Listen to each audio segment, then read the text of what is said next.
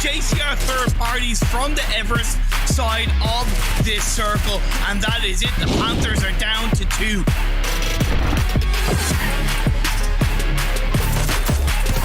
PassionFruit versus EFC for the finish. Nicely done. No Mercy gets another knockdown onto Enigma, and now it's 1 against 3.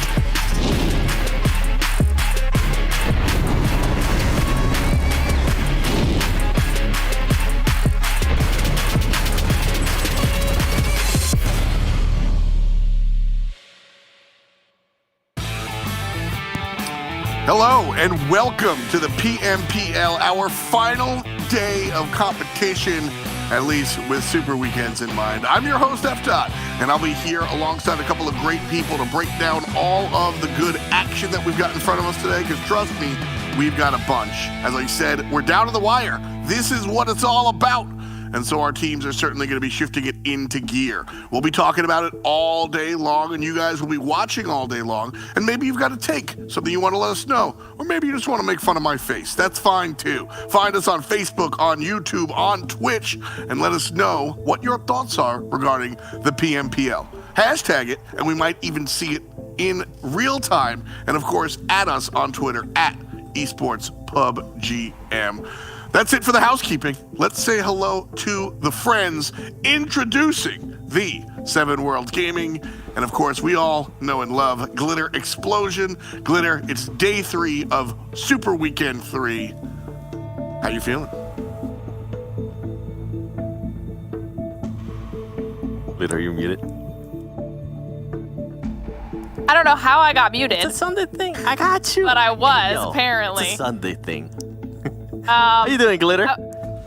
You know what, Seven? I'm apparently not all the way there yet, so we're going to get there throughout the day, but all I know is that I am excited to see our final day of matches, because there is definitely a close race that we're going to be touching on, and I'm excited to see how it plays out. But how are you feeling? I'm feeling really good. You know, it smell like fuel today. I'm ready to see what these teams are going to be bringing on the final day. I feel that. You know, I mean, Glitter, I think there's a lot of reasons to be speechless. As we look at some of the teams out here, I look at Ghost Gaming and, yeah, me too. Listen, Ghost Gaming has had a transcendent performance here as their #1 overall with respect to our Super Weekend points. Not just #1 overall, but #1 overall by over 100 points. Over 100. Ghost Gaming's on top. Nova and Xset make up #2 and 3. And a lot of these teams are feeling kind of comfortable as we look here at the first page, 7, but things might be a little different later on. Yeah, some surprising names. I think we kind of touched on this yesterday with Nova Esports. I'm just amazed at the consistency in a way that we've seen out of this team. They haven't been too flashy in regards to chicken dinners or kills, but the consistency that they've been able to show, this is a team that we're definitely going to be looking at in the finals. We have the Unnamed as well. We know last Super Weekend they were really consistent. This Super Weekend they're starting to get back on that trend.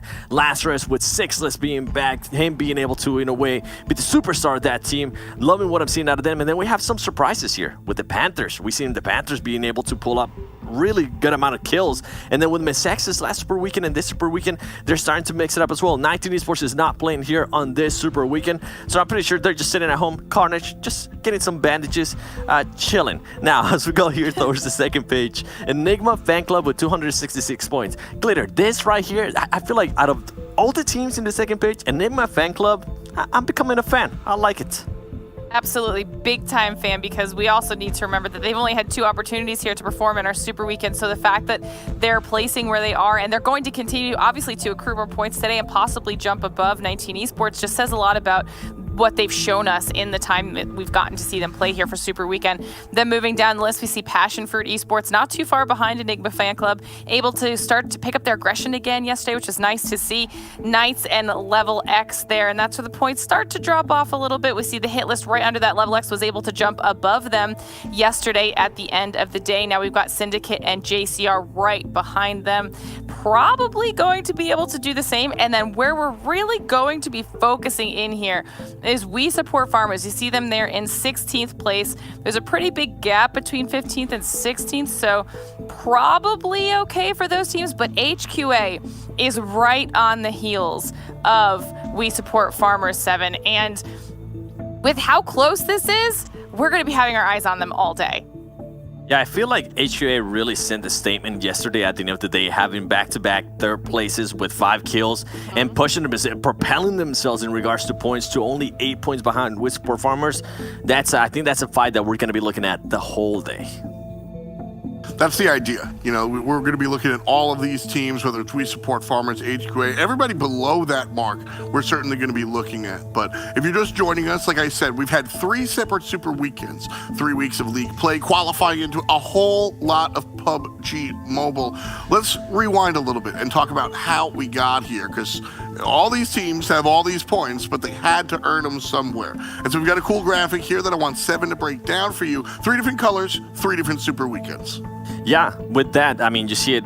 You see it on the top right, which color refers to which Super Weekend. Some impressive performances, honestly, from Mezexis. I feel like Mezexis has been so consistent. They have been improving their play, except for this Super Weekend. I wonder how they're going to be able to finish it up. Obviously, 19 Esports is not playing here, but you can see the consistency that they were showing there before not making it to this Super Weekend. Enigma Fan Club, and this is what I was saying. I'm a fan of them. I'm loving what I'm seeing, and now I'm going to go down the list even more, right? With Level X, this is one team that during the Super Weekends we're always really surprised at how poorly they were doing, but this Super Weekend they stepped it up, and you can just see it in the numbers right there. They almost already excel the numbers from the previous 2 Super Weekends combined during this Super Weekend. And then we go down the list a little bit more, and something that I want to keep a note on is We Support Farmers is currently performing worse than they did in Super Weekend 2, while HQA is actually performing better here on their second Super Weekend, and I feel like that is huge, Glitter.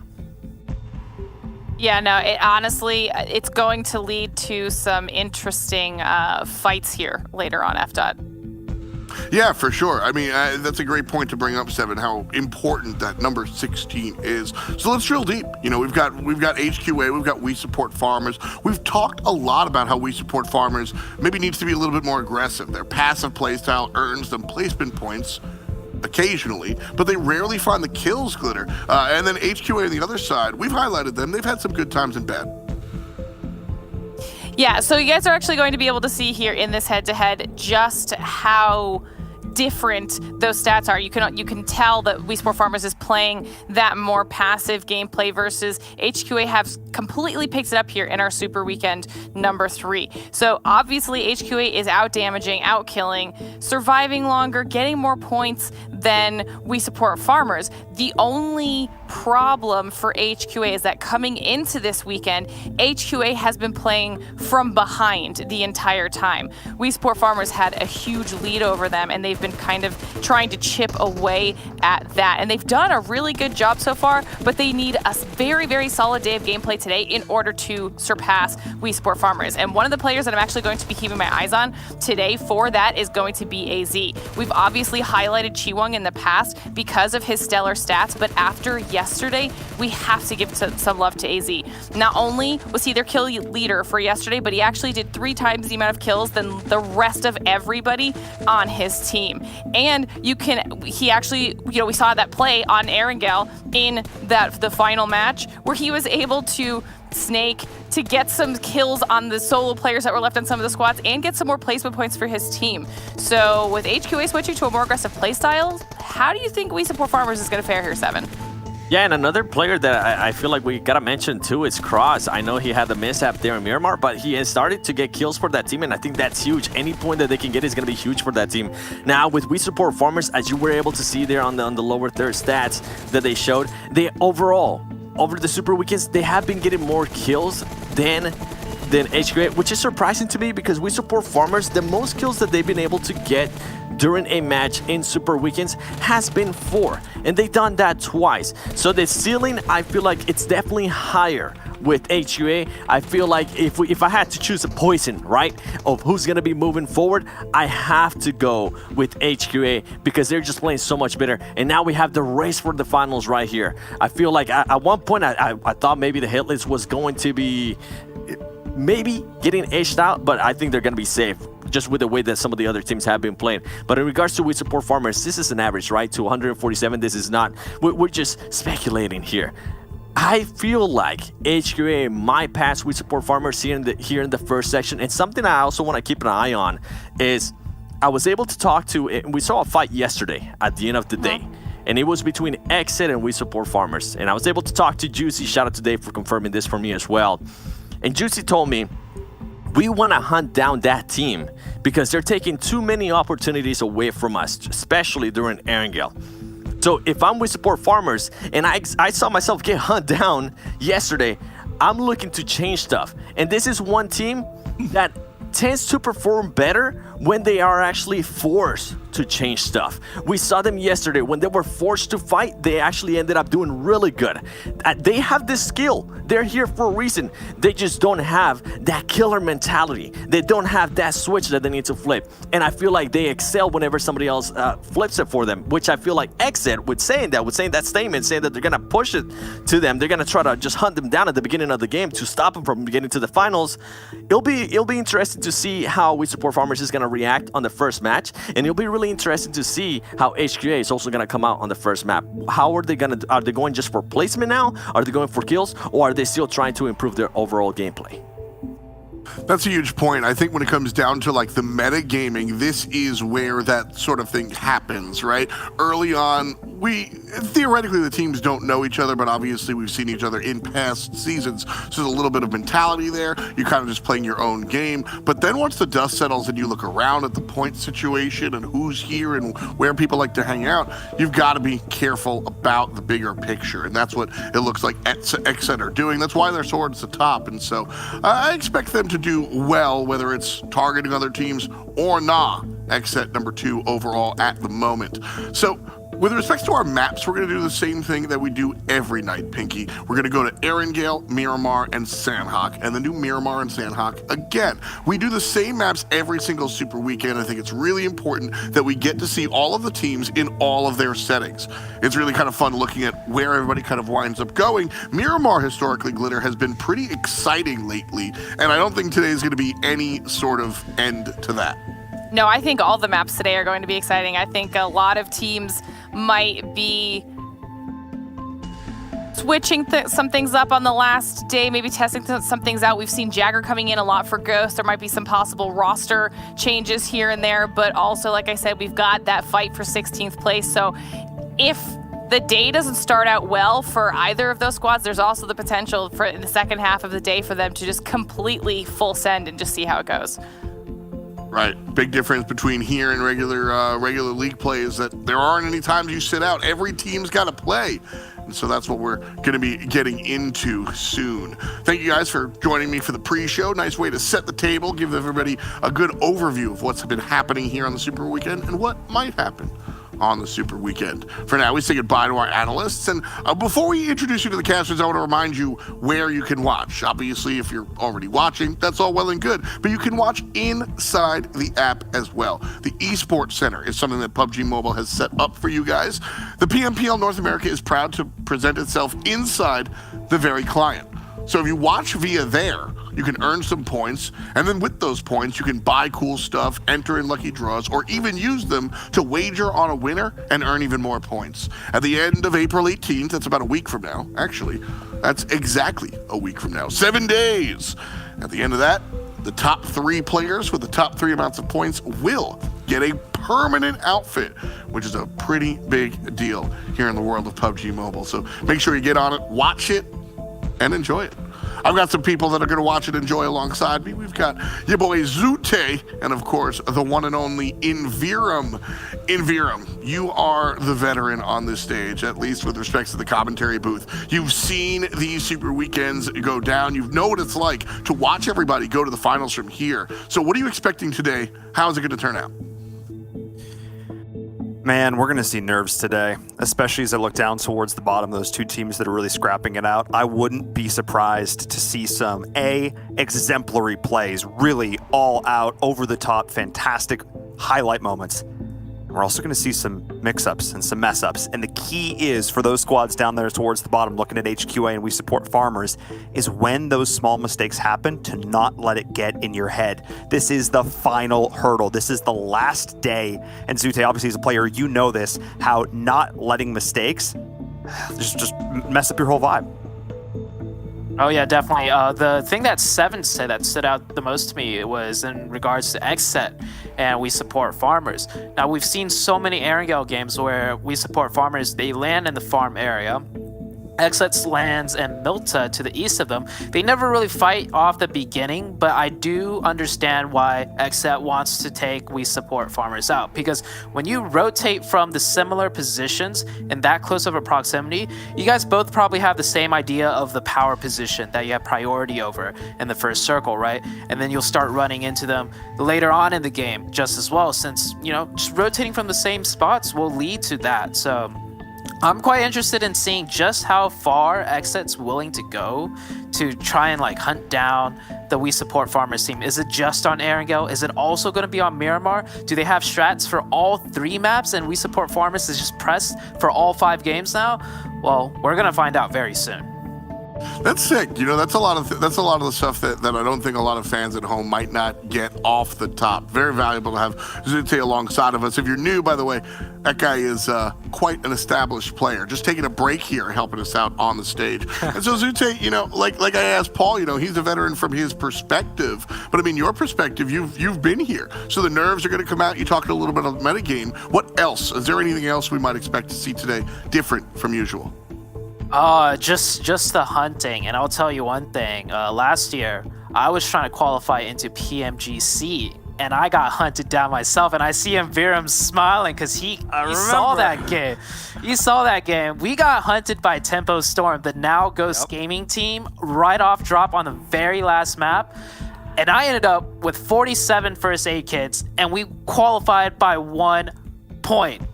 Every first aid kit mattered. So I'm not saying we support farmers start hunting for first aid kits, but I just know the pressure when you're being hunted. You gotta be as cool as steel if you want to survive this last day if you're getting hunted. So good luck. Steel is forged in the heat, so let's turn it up for Erangel. Invirum and Zute are on the call. We'll see you after game number 1. Thanks so much, F-Dot. And they say the expression is the iron sharpens iron. The idea that when you play against the best, that is how you get better. Well, these teams have been doing that for the last 3 weeks. And now we finally get to see if it all pays off. Like you said, Zute, cold as steel. I would have gone cool as a cucumber, but let's be honest, that's one of those things is way more intimidating. So I like where you went with that expression as we get into our very first game. And we get to see now, with everything on the line, can the players finally show what they need to hear on our very last day? Yeah, so this playing path, very standard, but something that jumps out to me is standard for both XSET and we support farmers. So if XSET had a planned strategy of some sort, this should work out, right? Because we support farmers, we think they'll land farm, and then XSET will take Milta, and then XSET can execute whatever strategy they would like if they are indeed actually hunting down we support farmers today. But other than those two teams, this playing path, pretty fair for everyone. Everyone should be able to get to where they want to. And yes, I would definitely rather be Steel than Cucumber. Much more intimidating to be Steel. Two items that never get compared, but here we are on the last day of our Super Weekend, and I was wondering if we were going to see a different drop. I was wondering if we were going to see something different out of We Support Farmers, given the way Game 5 ended yesterday. That's not going to be the case here. Killswitch and crew, see them on there on the mini-map. They are not so friendly neighbors to the fine folks over on We Support Farmers who do drop farm. And we'll see if once again we get some very early game aggression. And given where this circle is, are they going to have less time or more time to work with Zute? Well, actually, given this circle, XSET, this is in favor of We Support Farmers because this priority circle goes over to XSET. XSET gets to take the pick of where they want to go, and they shouldn't go towards the west to We Support Farmers if they want a priority spot in zone. Now, I don't know if this zone's going to change their game plan and they're going to be like, hey, we got a nice circle, let's just loot up and rotate in, or if they're still going to go and target We Support Farmers. They should be a little bit wary. But I think they're in the clear for this first circle. And if XSET's playing normally, as in like we want to prioritize our rotations and maximize our points, they shouldn't hunt We Support Farmers. But as for everyone else, this is a hard Eastern circle. We're going to get some crazy action out here in Erangel early on, I would say. Yeah, because especially the way the meta has developed over the course of the PMPL, a lot of these early sends, you get 5 minutes, just enough to get the bare basic loot setup, and then you rotate in and try and push for it. So if XSET does want to get off an early hunt, if they do want to try and at least knock out a couple members, if not the full flush, onto We Support Farmers, they're going to have to move incredibly quick. And if you're HQA, you're looking towards that kill feed because you're wondering for yourself, okay, are we going to see it again? How many people are aware that this is what XSET's looking to do? That's the question. Yeah, HQA looting their usual spot in school, and with this circle, I'd say they're one of the teams with good priority into the zone. They're the team right now on the far western edge of the circle, but the only team really in front of them, if they were to rotate east, is PassionFruit, and PassionFruit is doing a split right now, and based on this circle, HQA should know which position PassionFruit likes to stack up on. So HQA, once they're done looting, they could take a nice spot in the circle, and it should work out for them. We Support Farmers, they could do likewise, they just got to avoid XSET. And then both of these teams are pretty much set for a good position in the first circle. After that, it just depends on the hard shifts. Yeah, we've certainly seen plenty of those over the last few days of gameplay. Oh my goodness. The players out here breaking ankles, and the circles are doing it to everybody. So definitely going to be keeping an eye on that. But so far, all is quiet on the Eastern front. As we're not... Oh, I may have spoken too soon. I see a lot of vehicle icons on the kill switch side as I look over towards the map, and they're actually getting a little bit... maybe actually a little bit aggressive over towards this farm area. So definitely want to keep an eye on XSET as much as we're liking to get a sort of a sense, a bearing of where the rest of the squads are. Definitely want to make sure that we're keeping our eyes on the potential early game action towards that farm area. So yeah, definitely want to keep an eye on that as well as Lazarus. One of these teams that, okay, all right, you know, they've had some, I want to say pretty solid performances. Unfortunately, sixless in the early game. Not so much luck. Oh yeah, that's another big thing yesterday. I completely forgot. Sixless died 2 or 3 times as the first player due to camp strategies that certain teams started to deploy. And so coming into today, I'm hoping and wishing to see Sixless doesn't get camped out this time. And we were talking about it. Looks like XSET, they're sticking to their plan of hunting down We Support Farmers. They are rotating away from the center of the circle. So this is 100% a chase to kill We Support Farmers, and you see We Support Farmers rotating away from the center of the circle, actually driving into a Nova player potentially. That Nova player must be so confused. It's like, why is this guy rotating away from the center of the circle? What is going on here? We Support Farmers, they are kind of prepared, I would say. They are definitely getting a huge head start in running away from the XSET team. And the XSET team, they're about like 1,000 meters behind. 1,500. I think We Support Farmers is in the clear. And yeah, XSET, they tried.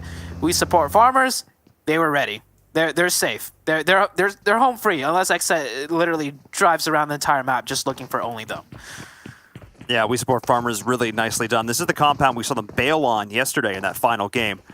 But they're sticking to their guns this time around. And Nova actually ended up rotating in to backfill in where XSET was. Now XSET's going to have to potentially retake the territory they gave up to Nova. And we talked about this.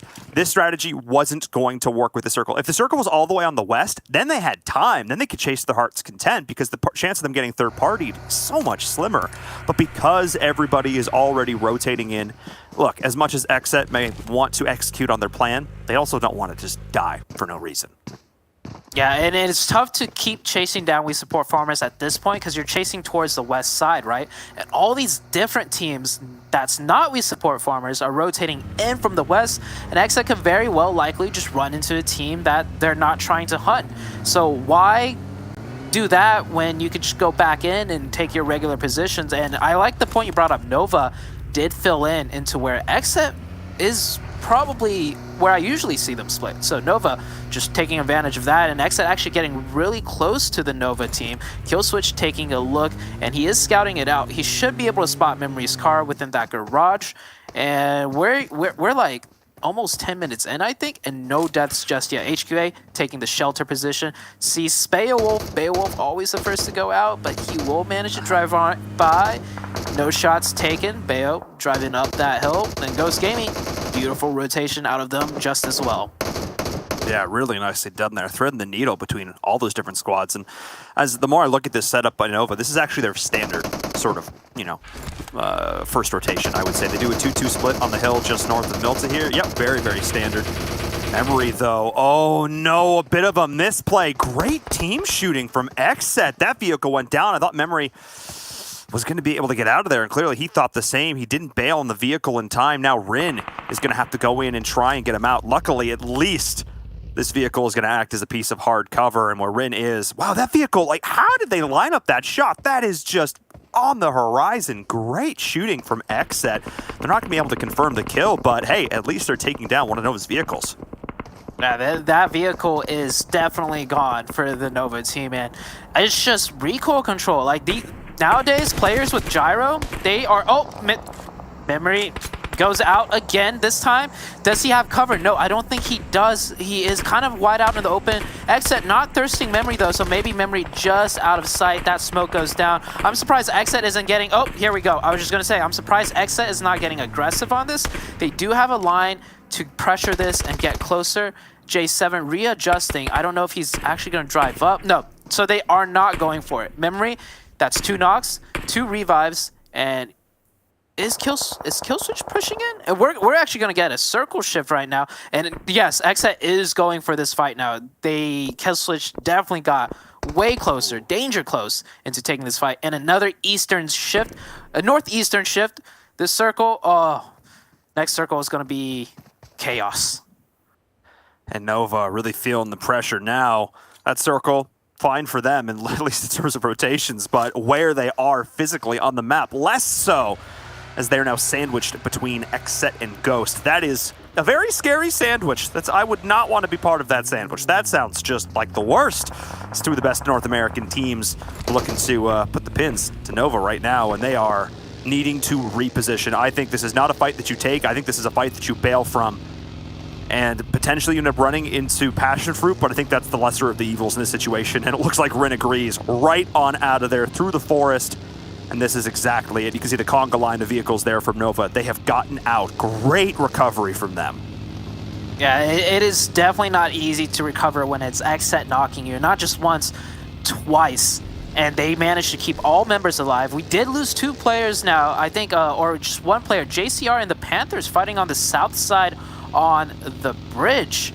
Not sure how that came about, but Nova making that rotation, cutting in past East, past PassionFruit, and past Ghost Gaming, and HQA. HQA has taken a northeastern position on this new circle shift, and we support farmers. They were chilling on the far edge side on the west, and now they've pretty much been forced to play an edge game. And we support farmers. We've seen them play on the edge so many times, and it just does not usually play out well towards the later stages. So XSET not hunting down we support farmers, but might have set up we support farmers for failure. Yeah, that early pressure forcing them back further west when they would have wanted to rotate up more to the north and east.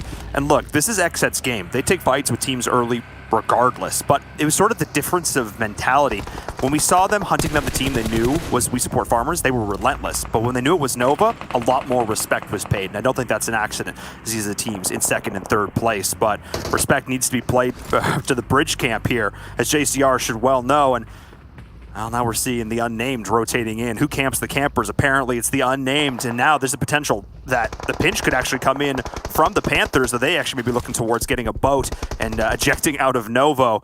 As we take a look at multiple fights breaking out, HQA, AZ getting involved as well. The Terminator, I called out his play yesterday, but it looks like his luck may have run out just a little. He was indestructible in that final circle, Zute, and now he's looking mortal. Yeah, he actually got ran over by EFC, but it kind of works out for AZ, because EFC driving straight into Dior, and we have Nova down on the south. We have 5 teams. Look at that mini map right there. We have Mezexis, EFC, Dior, Nova, and HQA. AZ got ran over. He will be able to get reset. Mezexis coming in onto the fight. That is Coops out, and that's Mezexis all the way from the southwest. Fourth partying into this fight. Dior caught in the middle of everything.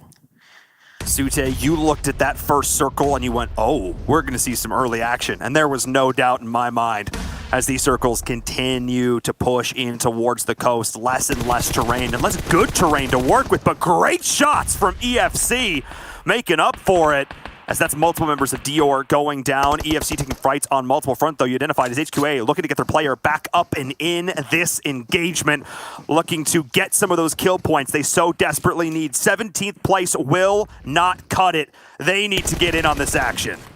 Yeah, HQA got that reset. They get third party this. They're the team coming in from the flank side now, and yeah, EFC just not working out. Great trade shots by Spray. Nice. Will secure that kill point. I think he managed to get that thirst, yet Dior here does get thirsted. EFC down to 3 with Slicky just bleeding out on the road. Oh wow, look at all those UAZs. Beautiful collection of UAZs, but you got to take those UAZs and make that next rotation. The circle actually shifted down hard to the south. Another one of these sort of melts of power finishes. We've seen a few of them over the course of the last few weeks, and oh my goodness, are they exciting. And this game is continuing to deliver, and you talked about using those UASs. In this case, they're just hoofing it right on foot. And looks like Spray will be the next potential victim here. But as I say this, hello, welcome to the party, Syndicate. You don't know what you just drived into. Yeah, Syndicate must be so confused. There's 2 different teams fighting high ground, low ground, EFC in the smokes. HQA still up there in the north. HQA hasn't moved yet. I'm wondering if HQA is trying to set up to pick up some kills, or they're just not sure how to rotate, because that is quite a difficult hard shift down to the south. And now we support farmers. They were on the far west side. This hard shift kind of works out for them. It lets them just kind of come in and sneak in on the west side, but the next one might be more difficult for them, as they will be edging over onto the Ghost Gaming side of the circle.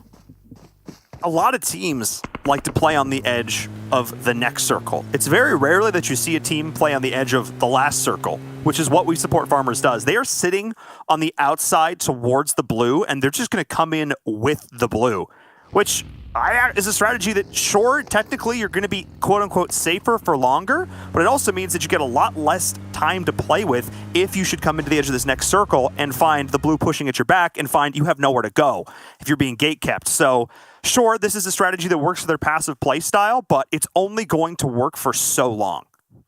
Yeah, and the teams that do well on the edge, those are the teams where on a certain shift, they just immediately know we're going to take this fight on this position, and this is how we're going to do it because we have practiced it.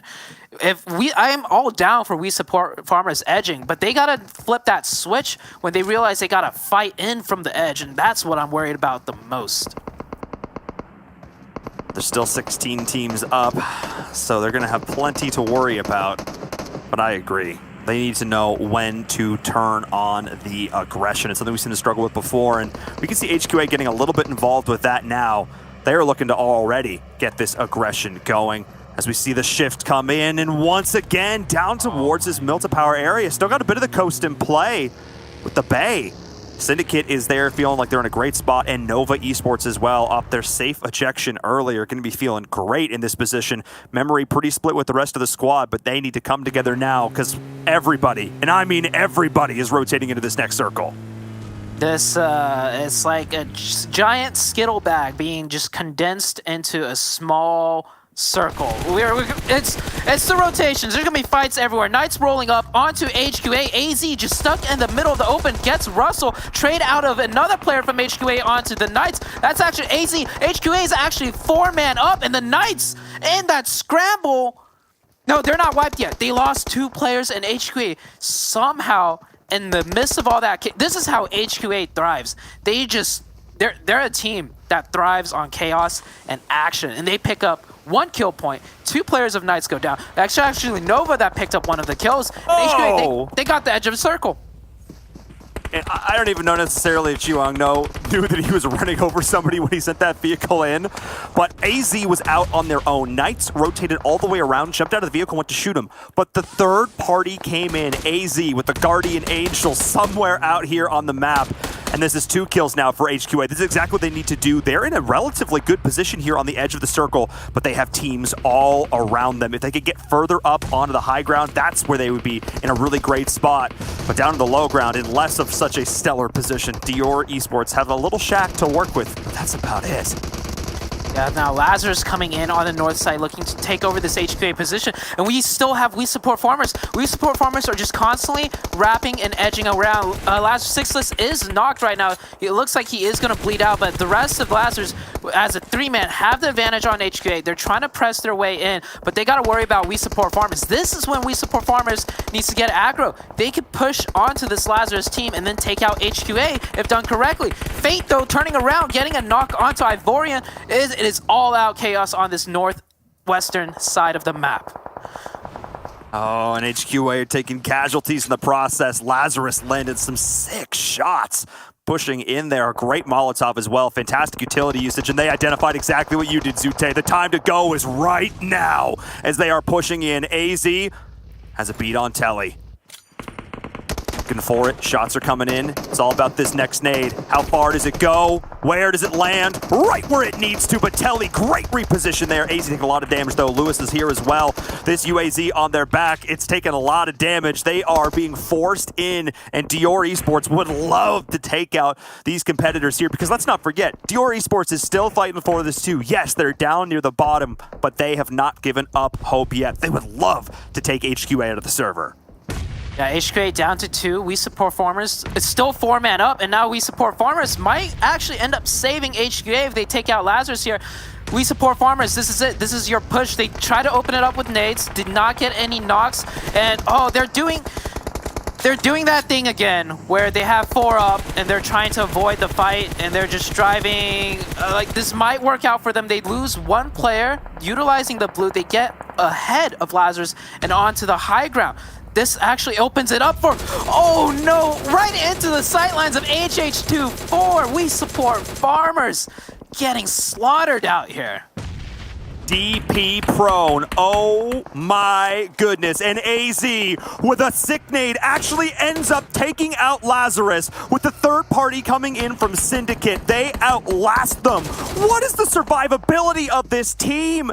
And this is huge. Huge for We Support Farmers, knowing that they could potentially take out HQA here. That would be massive. But the third party from Ghost, HH24 with the angle, the prone, the DP did so much damage single-handedly. But now Syndicate is continuing to do the work. The third party's there. AZ gets knocked out. Only 1 player is left for HQA. We Support Farmers just need to hold on a few moments longer.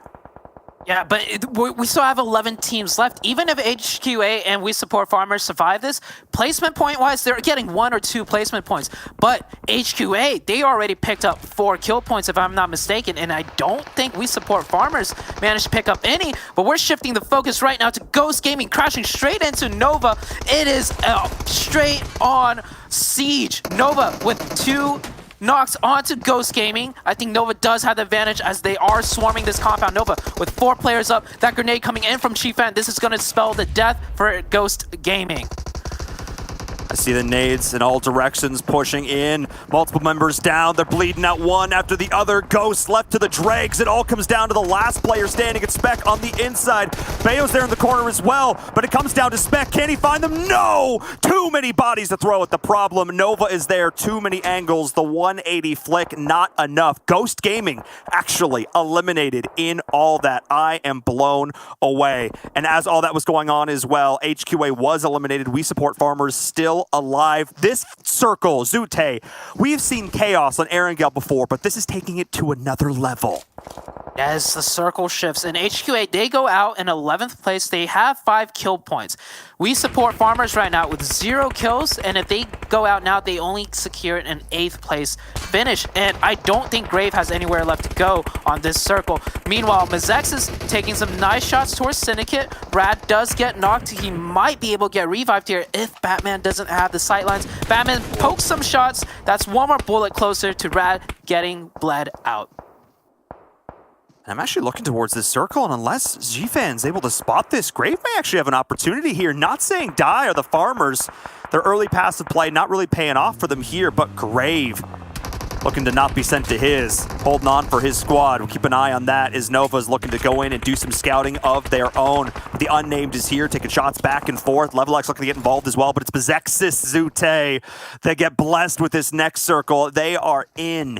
And they are feeling great about this one because they got all 4 up. We touched on them earlier. The analysts did too. Their consistency over the last Super Weekends, and we can see it now. All 4 players up. I got to give props. Mezexis are looking unbeatable in this position.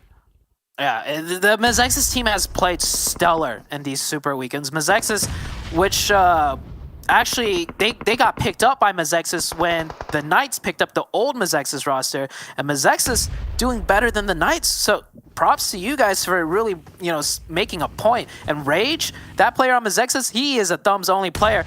But Nova, that does not matter. Oh, Grave, this is when you don't, okay? I mean, you get a kill point. I don't know if that was, honestly, I don't blame him. I think that was the right play. I think that was the right play. Yeah, that's like a 50-50 for me. It could have gone good, it could have gone well, or worse, but he secures 1 kill point, uses that first aid kit. I like it. Use whatever you can before moving in. He might get a second one here onto Memory with that red dot. Here we go. Grave, and he gets the third. 100% worth. That was good. We Support Farmers. That was good. Absolutely, absolutely. But I talked about Mezexis' position, how good it was looking. I also talked about Level X, and Level X, despite being down a player, looking to keep the siege going, and never mind. The second I start talking about it, the second they get third party from Syndicate, who you can see running in the back, a very similar color on the screen, but this is a different team as they're looking to try and capitalize on the chaos that was this circle. Batman, oh my goodness, that one was close. Batman's literally blowing at the fire with his mouth right now to keep it away as he's trying to get that first aid off. But it's a 2v2 situation. Batman gets that first aid off. 2 of the Syndicate players are pushed up. And, Batman might be able to get another revive off, making it a 3v2. That is the Panthers out in the blue zone. We're down to 4 teams. We have Nova, Mezexis, Syndicate, and JCR. Batman, I think he stuck the res, but he instantly got knocked again. These nades are doing huge. Salty, though, hanging on by a knife's edge. Oh, my goodness. Rage looking to catch that L. That's what he's looking to do. And that is Mezexis out. Great defense by them. They wiped out Level X. That's one team. And then the second team came in like, hey, you can't win them all. That great third party out. Oh, my God. Syndicate with 14 kills. Great third party by them. We're down to 5 players. It's a 2v2v1.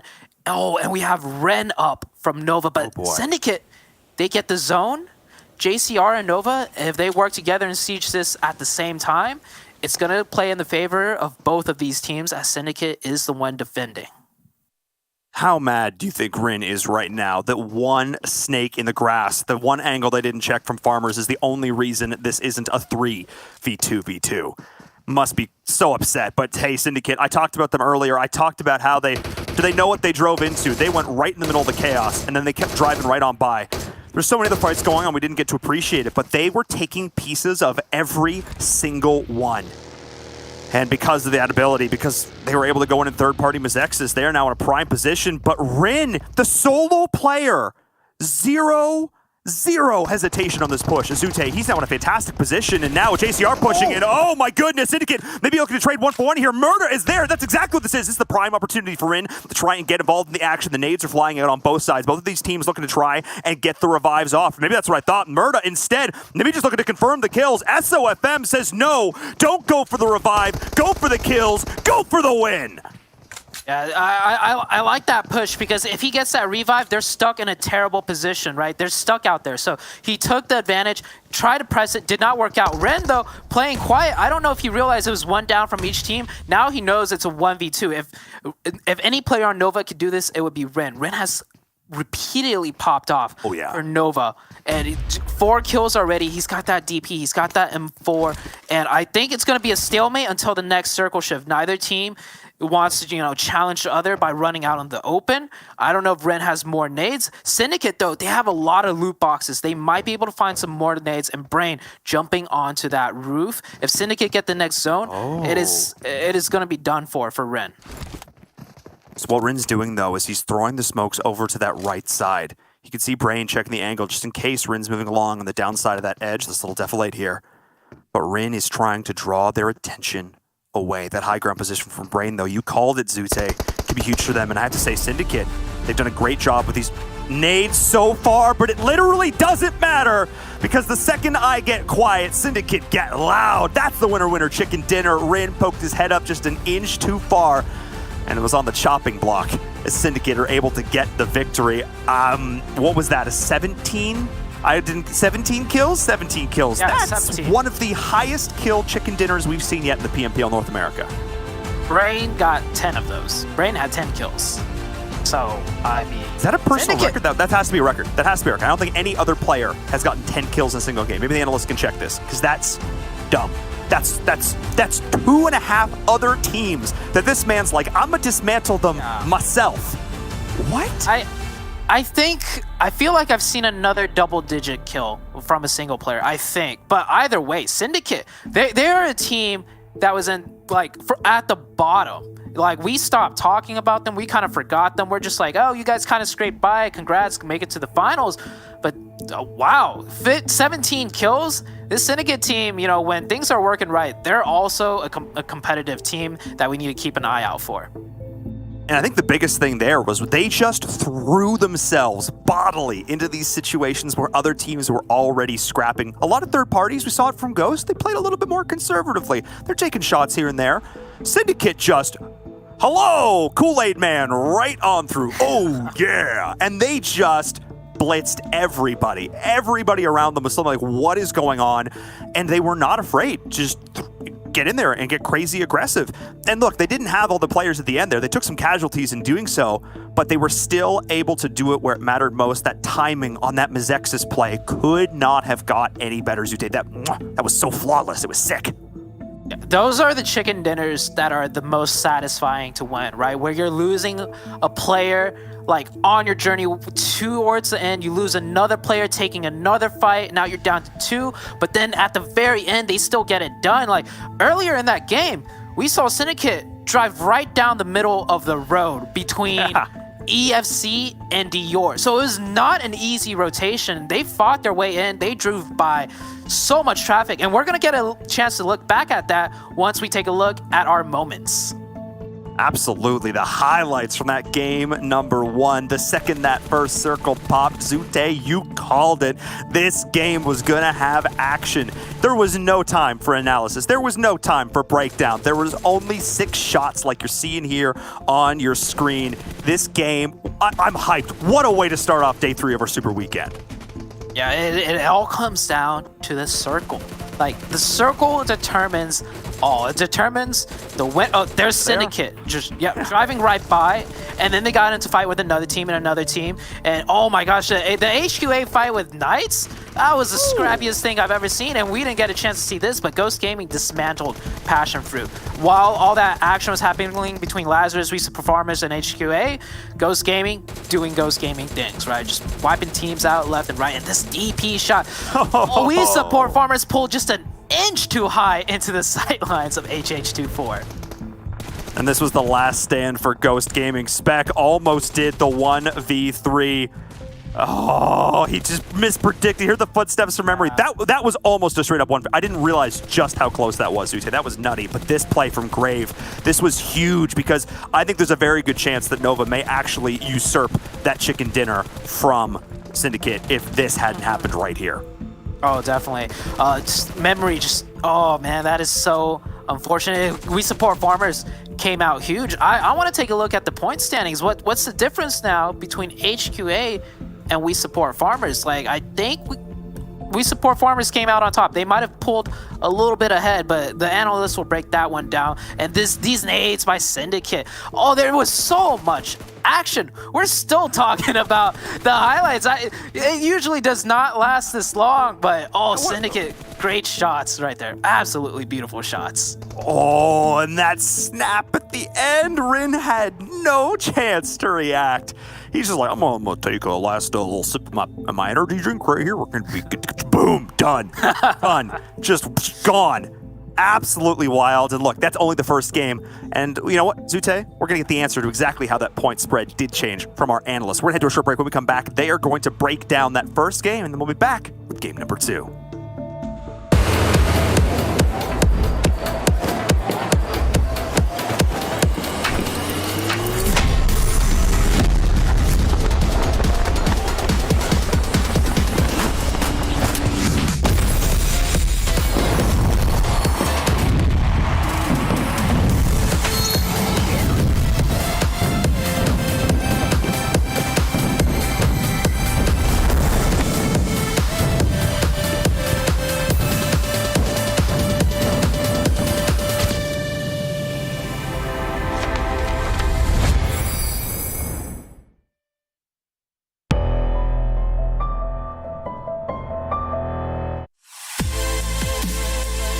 The OnePlus 9 Pro. The OnePlus 9 Pro. Oh my god, this phone feels incredible.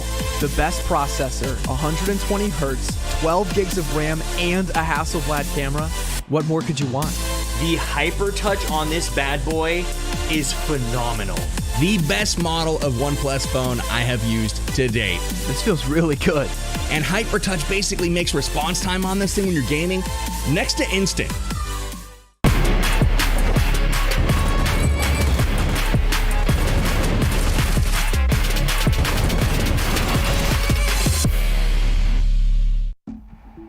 Welcome back to the PMPL main stage. A powerful performance to start the day off for sure. Erangel looking pretty clean, but so does the OnePlus 9 and the 9 Pro. Clean on the inside, clean on the outside. Ice cream paint job coming out here with OnePlus. They've got a good collab with the camera, good collab inside of the operating system, and of course, the nuts and bolts got to work as well.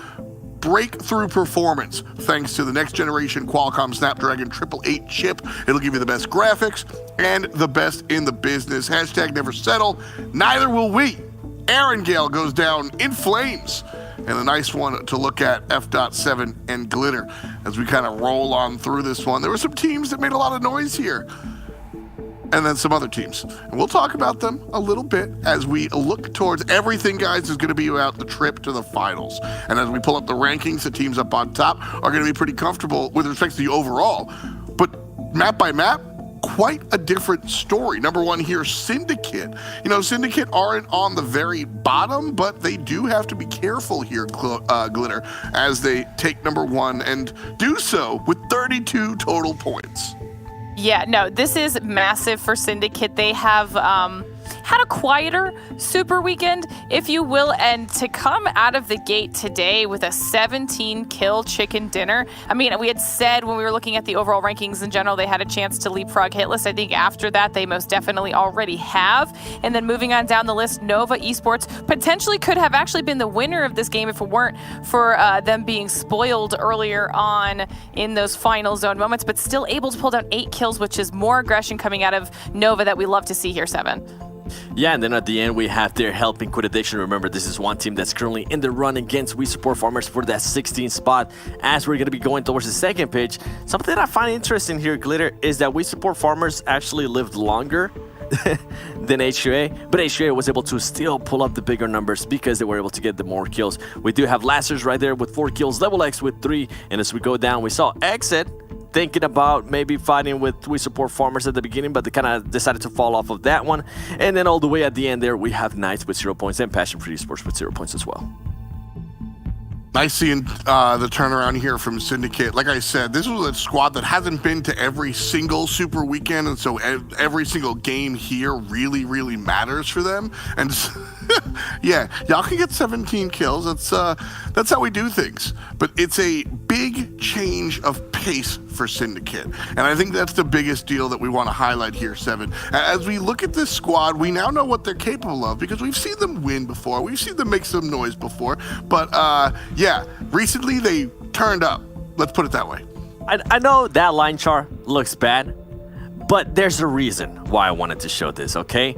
This is the final Super Weekend before we go into the actual finals. And look at the average as well in regards to damage. Something that with this team and something that we've always talked about with other teams is their ceiling, right? What is their ceiling for those teams? And for this team to be able to put up a 17 kill win, I think that is huge. And with 32 points total, I think that is huge for them because it sets the table, right? Now other teams know, hey, we gotta watch out. Even though this is a middle of the pack team, remember, once we go to the finals, we're gonna be all starting at 0 points. They could have an amazing game. They could have a game like this and start off with 30 points off the bat, which could be really impressive. Now, I do want to see their stats here for Syndicate.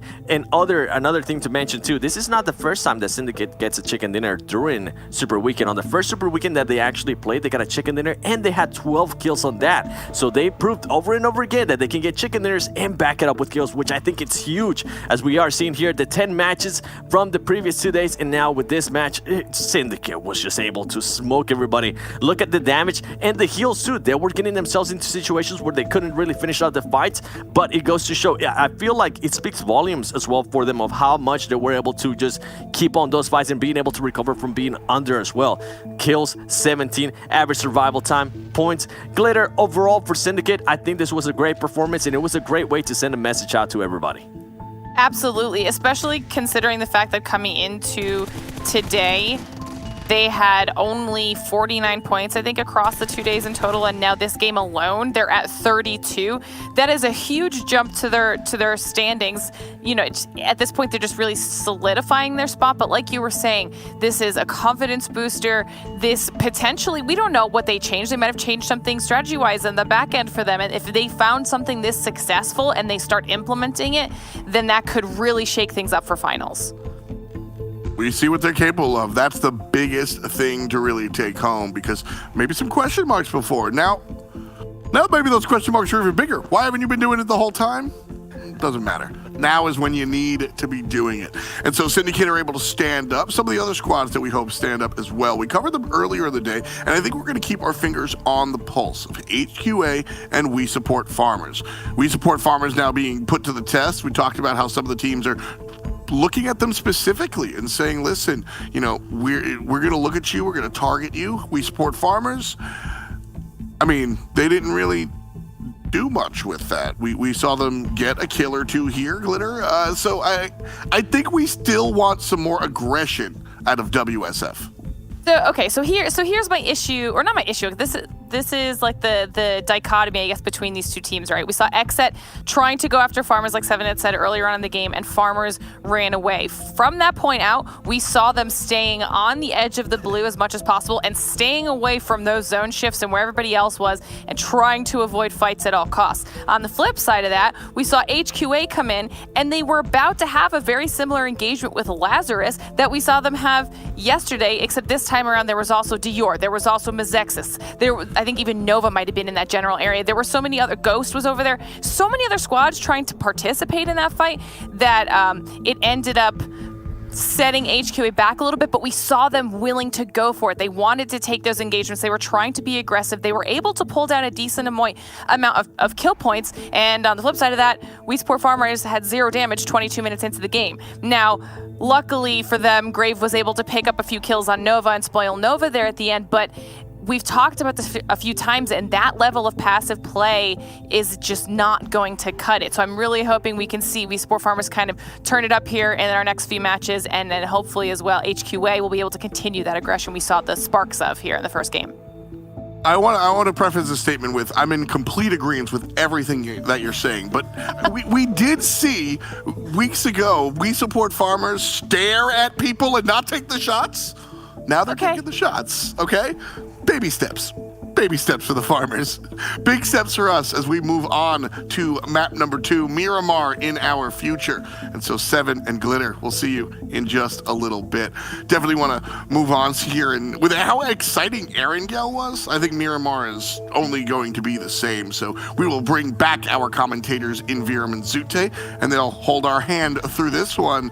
You know, in Viram, that ending was fun to watch. You know, we really talked about it. But in general, Erangel was a big explosion today for sure. Absolutely. I mean, Zute called it the second that first circle popped. Oh, this is going to get interesting. Just the sheer confluence of teams that tended to drop and spread out in the west meant that whole side of the circle was just going to continue to be a bloodbath, and we saw it there because especially just north of Milza there in that area, there's a couple of really key power positions, and every single team was fighting for them. And again, because it's Erangel, everybody knows where the hot spots are, and sometimes you just kind of got to go with the flow. Zute, we heard some of the teams talk about specifically looking for other teams on Erangel because of Miramar. Will we see the same thing, you think? Oh, Miramar. So if you're asking about Xset and We Support Farmers, Miramar is going to be drastically different simply because they just don't really drop close to one another, unlike Erangel. Now, if I know Juicy well enough, if they have a plan or if they have a goal in mind, Juicy's the type of guy that will hyper focus on that goal. So, I mean, we'll see very soon if something happens. I'm not saying I'm rooting for it, but I'm rooting for it. Ladies and gentlemen, we're going to Miramar. Viram and Zute will be your commentators. Enjoy the show. Thank you so much, Tom. And look, I'm not saying it would be peak irony if Xset tried to come in here and hot drop We Support Farmers and get wiped by We Support Farmers, and those points actually inadvertently end up helping them make it into the top 16. I'm not saying that would be peak irony, but I'm also not saying that. We'll have to see what happens as we get into map number 2. Let's get this going. Miramar, game number 2 of the third day of our third super weekend. All this to determine who will make it to the PMPL North America Finals. Zute, let's get going. Yeah, so first thing I noticed, this plane path, Xset is nowhere close to Monte Levo. That is where they land. That might actually spur them into action to drop onto We Support Farmers. And I'll be honest with you, I'm not quite sure where We Support Farmers usually drops. Viram, would you happen to know off the top of your head? Oh man, I do have it's going to take me too long to find it. So no, I don't. I do have a little notepad though that we write these things down. It's actually a doc, but that's fine. It's tippity typing, and for the sake of everybody's eardrums and my loud mechanical keyboard, I'm not going to put you all through that. But I would not be surprised if Xset is well aware. However, as I'm looking towards the map, I can see both teams dropping, and they're not right on top of each other, but they're not super far apart. We'll see how that goes though. Miramar, big map. Yeah, I have a magnifying glass on, so I see We Support Farmers out the plane now towards the loss. Generalis area. They're stretching down towards the south, looking like they're going towards Las Leones, and obviously Xset. I think they're just stretching for cars, and they're going to take their cars to Monte Nuevo. So no targeting here between Xset and We Support Farmers. That gives We Support Farmers a big break. Now, last game, they only managed to pick up, I think, 3 points. That's not too bad, given the fact they were being hunted by Xset, and I hear you're chuckling. Yes, indeed. Again! It's I don't know what the I've forgotten. Back in my day, I remember what the north of Miramar used to look like. I've never seen it. It's been 500 years. I have no idea. I couldn't tell you what Campo Militar looks like. Haven't seen it. Never seen it. Never again. It's fine. We're back down to the south. These mountains are still in play, and every player in the lobby just collectively groaned. I know for sure. I know for sure. Besides Nova, remember last time Nova was chilling down in the southeast for like the longest of times, and then they like kinda, 20 years. Yeah. Oh, that was the game we casted together where we were like, oh, we just got forged. We were brothers in arms in that cast. It was like Circle 4, 20 alive, right? And Nova, I was joking. They have not seen a single scrap of action, and they're just watching the kill feed light up. 20 alive by Circle 4. Now, this it might be the same. This one, not as wild as that game as I recall, but we're going to get some pretty wild, scrappy fights and rotations.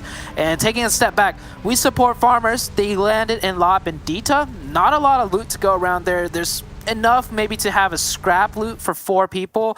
There are some car spawns too, so very rare, but I think they might have like 1 or 2 cars at most, which means they can rotate. And with this circle, if they're fast about it, they could actually get into a really central position quite quickly without too much trouble. But let's see if they can manage that rotation. As for HQA, they're dropping their usual spot in the big city south of water treatment.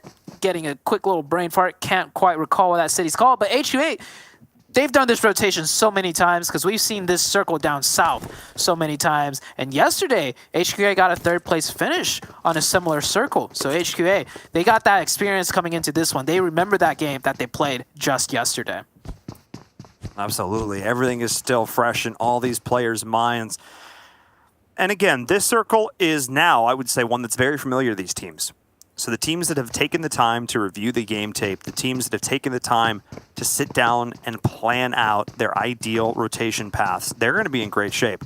We're really going to see, I mean, yeah, obviously gun skill is important, but planning, I think we're really going to see the impact of that here in game number 2. Because while there's a lot of teams still out on the outside looting, here at the 4-minute mark, in even 1 minute, I think we'd look to check back in. We are going to see people in cars, on the road.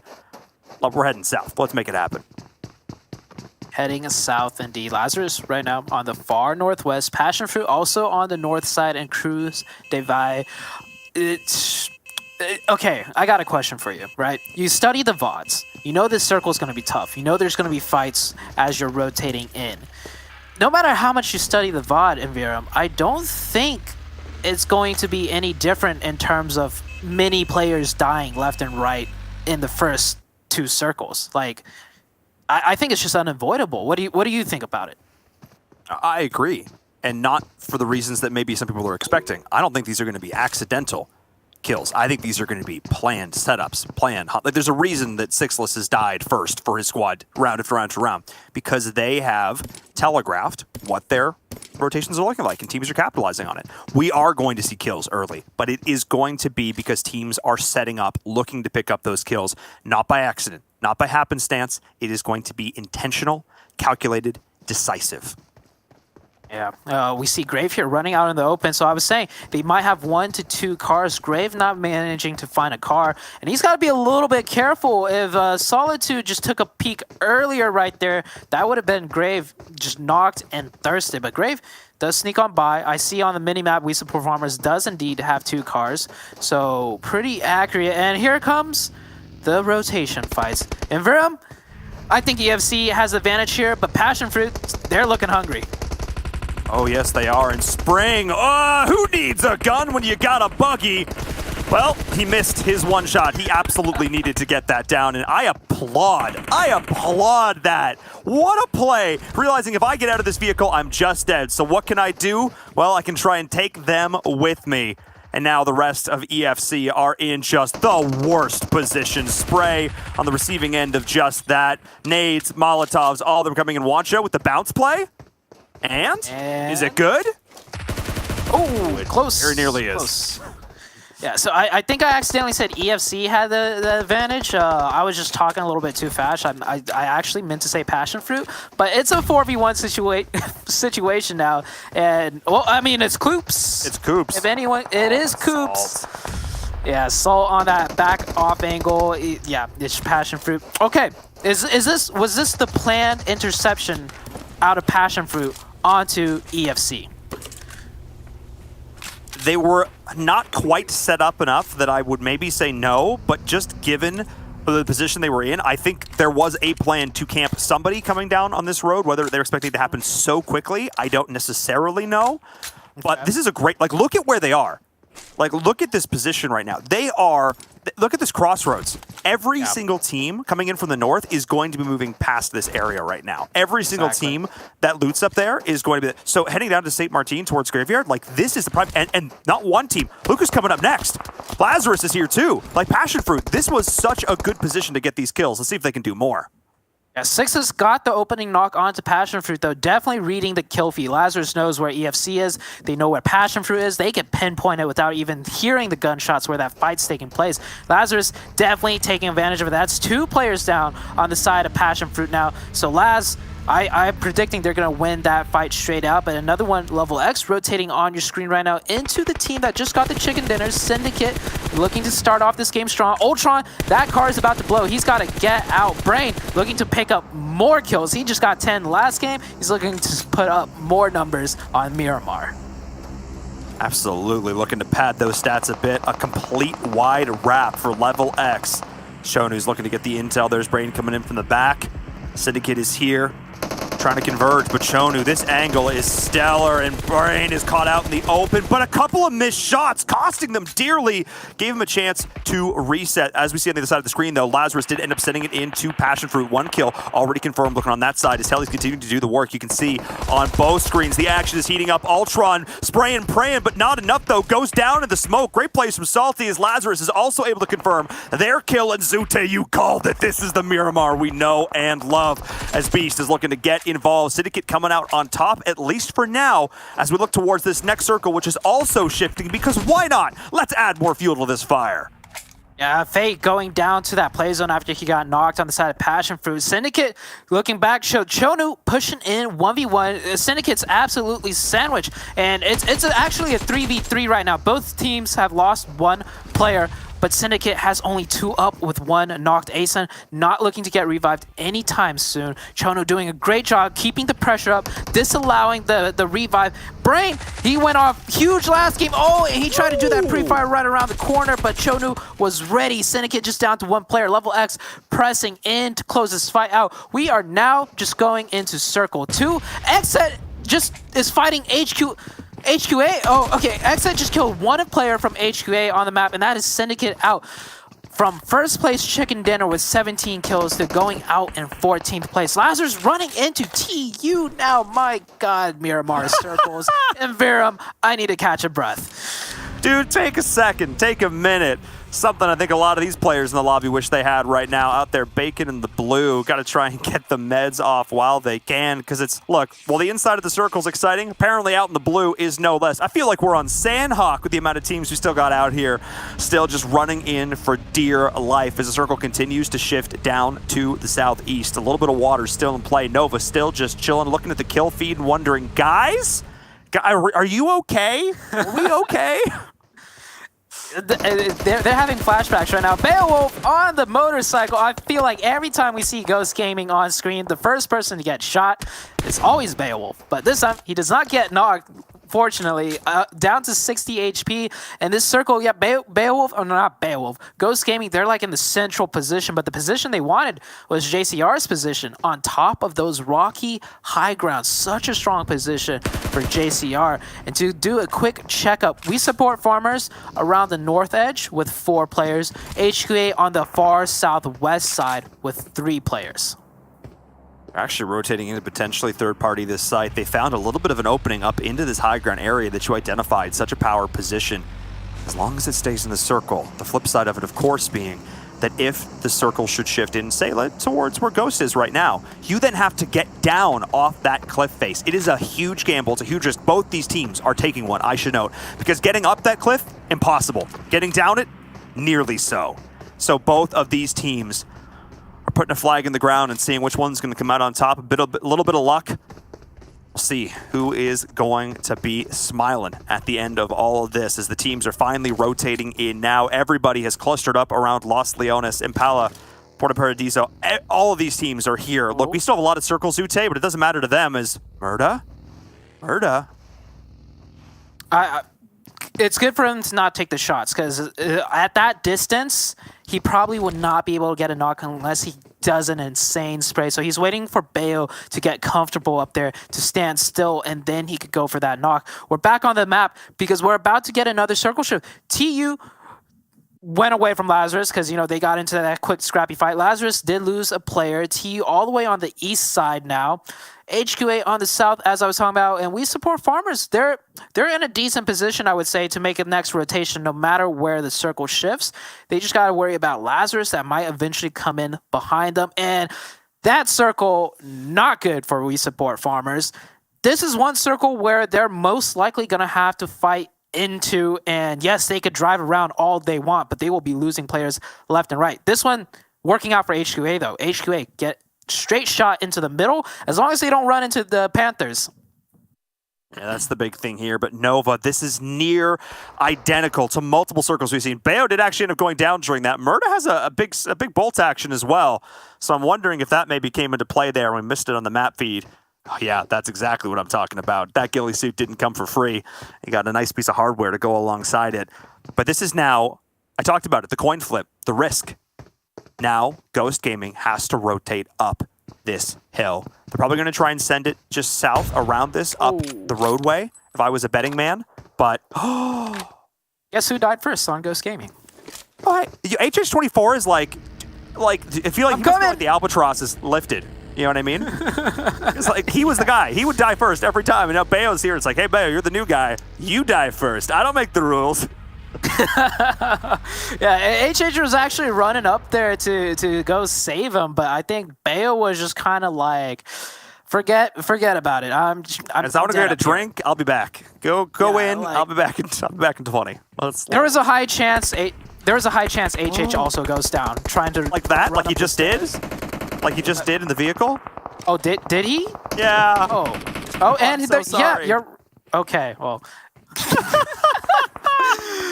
Okay, then we support farmers. They're trying to make that rotation in, and I was gonna say they're probably gonna have to take a fight. One player getting knocked. Is it because they're doing a fight? No, they're trying to find a way into the circle, and as I predicted, they're losing players slowly, one by one. Now they're down to 3. Ivorian is not going to be able to get revived. HQA, meanwhile, dead in the center, but dead in the center next to Ghost Gaming. Ghost Gaming with 2, HQA also with 2. I did identify that that's where Ghost Gaming was going to need to rotate. They didn't get away scot-free, though, as we can see HH24 dropping. But... it actually looks like they're going to be able to get the revive there from We Support Farmers, but they still have their work cut out for them. And as you said, though, HQA looking to continue to get involved here. They are only down to a couple players, just Chiwang and Lewis. Yeah, I would put... I don't know. With 2 players, I feel like We Support Farmers definitely has advantage right now with 4. But it's We Support Farmers looking for a way into the circle on the edge. And just if history repeats itself, they're going to go down to 2 players very soon. And HQA, even though they have 2, they're dead in the middle in a spot where teams are not likely to press into because there's so many hills. So, and that works out for HQA. JCR, they'll get kind of close, but I think HQA can just survive in that pocket for another circle. We support Farmers, meanwhile. They're going to have to rotate down that road past Murda, into Ghost Gaming, and also probably into XSET as they set up on the west side of that new circle. We'll see how far they want to rotate on in, but Murda's up there, and he has been the scariest gatekeeper. Out there looking like a three-headed dog. He is Cerberus guarding the gates to hell. That's what it feels like, because everybody who has tried to get past him has been on the receiving end of a good amount of pain, to say the least. We'll see which team will be next up on the chopping block as we support Farmers is going to make the send. Here we go. Ivorian is there as the fights are breaking out left, right, and center as Dior is here and Level X. Carnage looking to try and get the shots in, but there's a third party getting involved. It's always Lazarus. Feels like it's always Lazarus to get involved in these fights as Beast is looking to say hello to their new friends. Yeah, prime example of how you should play from the edge. Lazarus, they're a team that drops on the edge on almost every map actually. Sandhawk Northwest, Miramar all the way in the north, and just like that is Dior out due to Lazarus. So Lazarus, they're edging in, but they're edging in ready to take a fight. This is what we support Farmers needs to do. And Lazarus with 6 kills already, and now they're taking the fight to level X. There's a reason why Lazarus makes the edge plays work, and that's because they got the teamwork, they got the aggression. They have the flip switched on right now. They said one player in just far enough to do some scouting, to peek his head up to get the intel, and then the other 2 are immediately there to support them. And they do this leapfrog system where they put the little, they're one foot in front of the other, not wanting to overextend too far. They're always within range to try and support each other, and that's really what it comes down to here. As the rest of the squads are getting a little bit split up, a little bit chaotic to say the least. As because of the nature of this terrain, it seems like it should be really wide open and easy to spot these other teams, but it's deceptively hard, Sute. As I say this, of course, Russell and Alucard both getting just absolutely shredded. Six, let's calm down. Telly getting both of those actually, and that's 2 players out from Lazarus. Such lethality from distance. That was like at least 200 meters, and we're back on the mini-map while we're taking a look at this fight between Level X and the Knights now.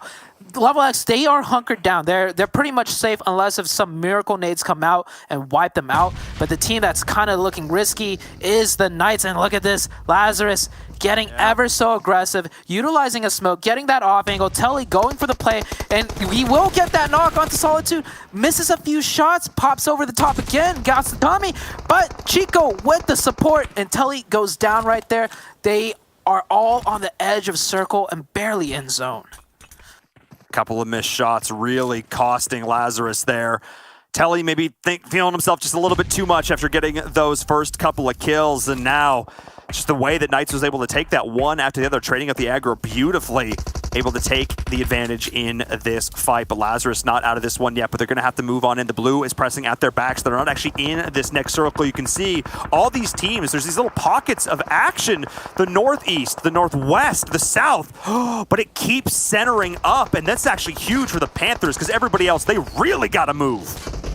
And that's Lazarus wiped out. Telly overextending just a little bit, and then they were down to 2 members, not able to get the revive. And Nova has finally come into play, and they're starting the game off with that XSET buff of 4 kills. HQA on screen. JCR pressing into HQA. HQA does not have the circle. We support Farmers also doesn't have the circle, but with that circle shift, we support Farmers is in a way better position than HQA and JCR. They're looking to hunt down these kill points. This is huge here. Chiwang in a 1v4 situation, trying to get himself out with a smoke tunnel, but this one is not going to be easy. At least JCR has taken some damage, some shots from range.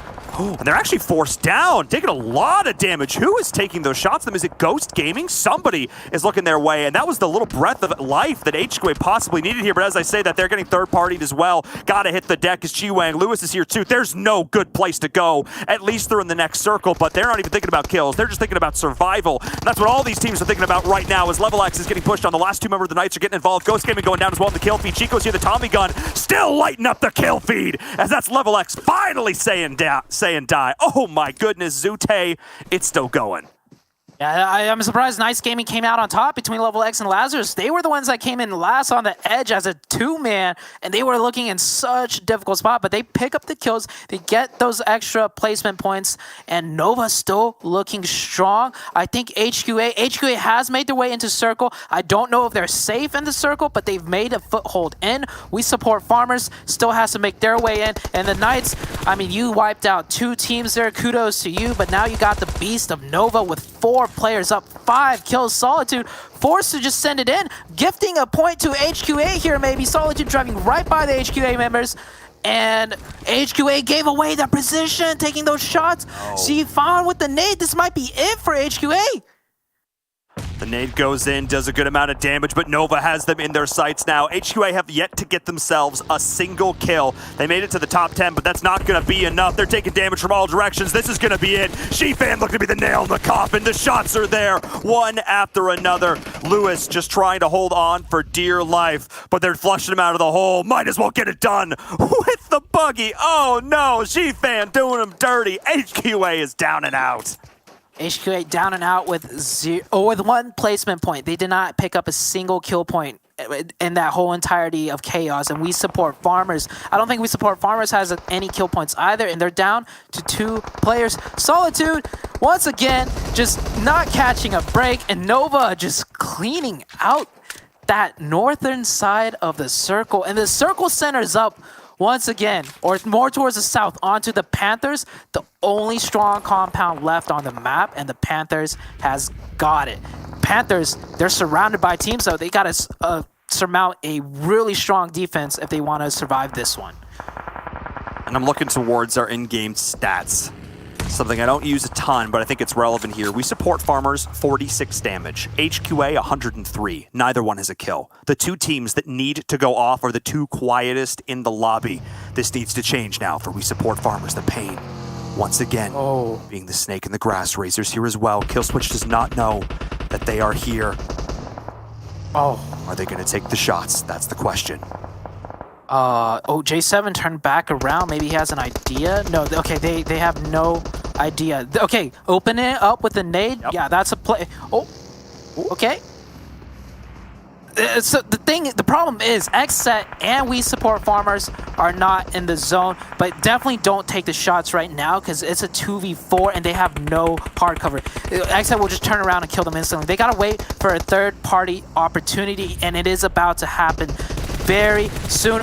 That nade, I think that nade was actually from one of the We Support Farmers players. XSET still with 4 up, with 5 kills. We Support Farmers snaking their way in. At some point, just go for a knock and thirst if you don't see the prime opportunity, because at least get that kill point. And there we go. It is. Pain gets 1.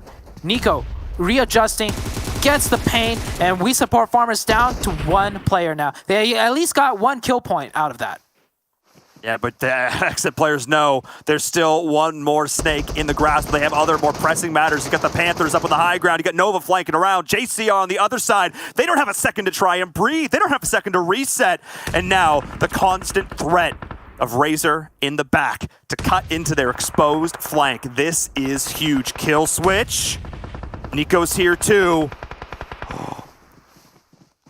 Razor could actually sneak into this next circle, but once this circle shifts, yeah, XSET's gonna clear out the crates, so XSET's gonna like use these crates as their own cover. So Frazier has to take that fight. Right now, XSET is focused on the Panthers at the top, because there's 1 player of the Panthers on the roof still.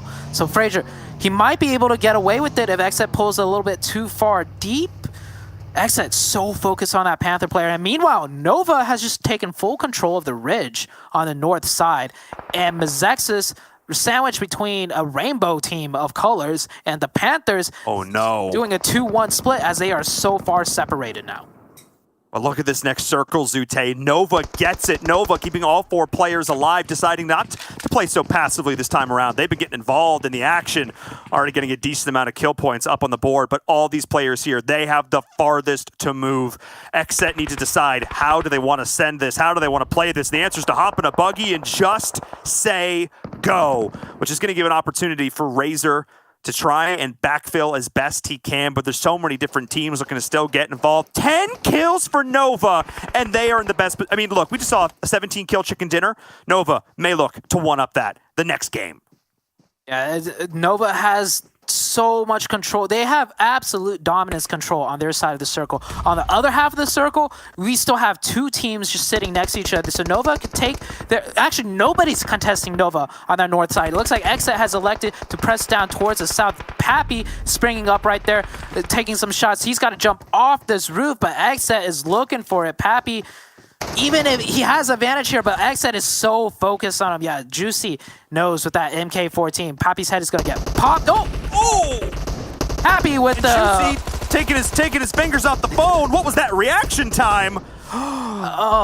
Juicy, he's an older man. Him and I joke all the time. He just does not have the reflexes of these other youngins, and he says it all the time. He tells me that all the time, and that's a prime example. Like, even if you have all the brains, even if you know where all the enemies are, sometimes the reaction does come into play. Speaking about reaction, Nova being so proactive here, just taking this fight to Exet and quick peeks up and down. Oh, so beautiful win! Just absolutely dominating that. Actually, they had 3 players focus on Exit, so their priority on shifting the focus on who to kill just at an absolute masterpiece right now. They had those 2 buildings down. You can see, I think they left 1 player. Yes, it's G-Fan. G-Fan is still holding down this compound, but the other 3 players, looking at the kill feed, have gone the other way. We Support Farmers, though, made it to top 4. The Snake kept it going, and that was massive. That is actually, for the first time in 6 games, that was an extension of the We Support Farmers lead and not HQA slowly bringing it back. But now we get to focus up on the rest of this game. The Panthers, Mezexis, Nova, they are all still in play, and this circle centers up on, well, basically all of them. Yeah, everybody, Nova has that zone at that ridge side there, and they have that first building cleared for themselves too. So this next circle, Nova can do whatever they want. They could wait for the third party. They could take shots at the enemy team as they have to maybe exit the compound or get into the line of sight. But look at this 2-2 split. Nova, full control. It's looking like a chicken dinner for Nova, unless... if somebody on the team throws, but I don't think so. Nova's playing so perfectly. It comes down to who's going to get second place, the Panthers or Mezexis. And look, if Nova can pick up every single one of these points, they will actually tie 17 kills. They've already got 12. There's 5 other players left on the map. Well, I can do that math. We'll see if they can get these kills here at the end. We'll see if they can continue to pad the stats as Rin's looking to open things up with the down onto Killer, as G-Fan looking towards the other side. The Panthers in a world of hurt. But Skies is going to end up going down in return. But the Panthers gets thirsted for their trouble. More kill points going over to Nova Esports. Well, Nova picked up the 2. That leaves down to 3 players left. They just confirm another one, so they're going to get that 17 kills. Yeah, G-Fan about to head up the 16th. There it goes. Mezexis is just down to Rage. He should just run into the blue and deny this point just to be... just to be spiteful. Yeah, he was going for first aid kit, but it didn't work. But it still worked in his favor. So Nova with a 16 kill chicken dinner. Oh, it's that same circle. Wow. That circle down on the south side where Nova can just chill, and then they spring up and they have the advantage over all the teams. They clear out everybody with excellent teamwork, excellent gameplay, and they just come in at the end in chicken dinner with a massive amount of kills. I think the big difference is because that's where they drop, because that's their home turf, they just know the terrain so well. So they're able to leverage all those little angles there, know where they could potentially get third party from. And I just feel like the more these games goes on, as if Nova doesn't lose anybody early with the split drops, and they have done it, I criticized them the earlier weeks, but they have cleaned it up so well. If they get to the late game, their team cohesion is so stellar. Like the way they took those double peaks and ego chows against Exet, there was no ego involved. They did that so beautifully. Everyone dipping up back and forth over the ridge. It's like whack-a-mole. The second you think you've dealt with one, there's another one coming right back up. And Rin, not quite the 10 kill, not quite the double digits, but still 8 there for Nova. And I talked about before how I felt like the Knights, they were a team of 4 fantastic players who don't always synergize together. Flip that switch over, and I actually think Nova, well, they do have stand-up players, don't get me wrong. Their team cohesion, Zute, is exemplary, and hopefully we get a chance to see it as we take a look back at our highlights. Yeah, so you touched on the Knights very briefly there, and you're absolutely right. They were down to 2, and we saw what they could do as a 2-man. Now when they have 4, you would think that force is multiplied by 2, because 2 times 2 is 4. But the problem is, it's that team cohesion. Yes, they have 4, but it doesn't carry over when the team synergy isn't there. Unlike a team like Nova, when that team has 4 up, towards the late game, their synergy, it may as well be an 8-man squad compared to, you know, the Knights. And oh, that was Bale was zigging and zagging there when he got that knock. So absolutely beautiful shot with that AWM. Oh, Lazarus, that range so lethal, but Chico, the individual skills shining through right there, just whipping right on back and getting that knock. And yeah, this is the highlights that we were expecting. Just fights on every corner of the map, non-stop. Absolutely. And Nova was third-partying those fights here and there, picking up kills here and there. It's just their ability to get involved. And I talk about this is their knowledge of the terrain. This is their knowledge of the area. They're never putting themselves in a position where they are going to get thirsted third-partied, but they're always putting themselves in a position where they can do just that. And oh, these are the shots there at the end. Juicy was pre-aiming that angle too, but this is what I'm talking about. This is Nova Esports juggling the aggro so beautifully, trading 2 downs for 1. They will do that all day. Mezexis came in, took out that last player there for XSET, and this was just the beginning of the end. Nova Esports out here with surgical precision. Yes, Skies goes down, but the rest of the players, more than enough to get it done. Yeah, towards that end there, every time one Nova player went down, they at least traded 1 player back. And not just that, when that Nova player goes down, they're in a great position to get revived. This is a staple like sign of a strong team with synergy. So, one thing we haven't touched on though, we support farmers. They picked up, I think, 9 points that game. Definitely pulled ahead of HQA. So that gap widens back once again, just a little bit in the favor of we support farmers. And I want to reiterate, ladies and gentlemen, that's the first game number 2 yesterday was the last time that's happened. Every game since, HQA has been able to close the gap just a little bit, taking it from 27 or 28 points all the way down to 6. And now that lead has widened one more time. What can they do? We still have 3 more games left in store. That's it for Zute and I. Mustache Dave and Hot Jukes are going to take on over. But before they do, the analysts need to try and make some sense of that crazy game number 2.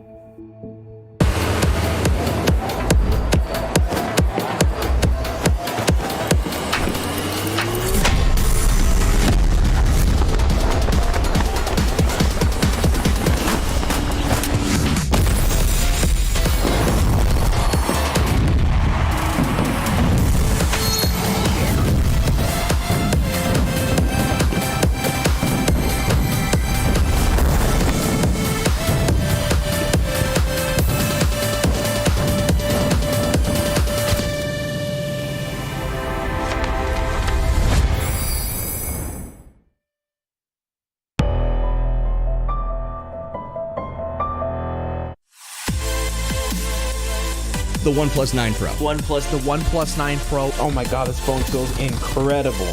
The best processor, 120 hertz, 12 gigs of RAM, and a Hasselblad camera. What more could you want? The hyper touch on this bad boy is phenomenal. The best model of OnePlus phone I have used to date. This feels really good.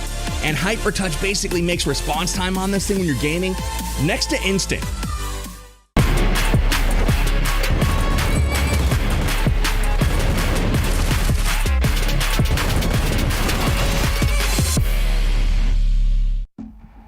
A great job there from our teams. They took the field, looked good. Miramar, fast as always, just like the new OnePlus 9 and 9 Pro. Some of the fastest devices on the market you can go ahead and grab. Inside, the internals are next to unmatched. We see Qualcomm come through again and bring us their latest in Snapdragon technology, and that gives you everything you could ever want. Never settle. Nova is the team that didn't settle this time around. FDOT introducing the 7 Worlds Gaming and Glitter Explosion. And guys, I mean, it's up and down. Nova take all the points that they could muster in this one. And a really, really, really impressive look, 7.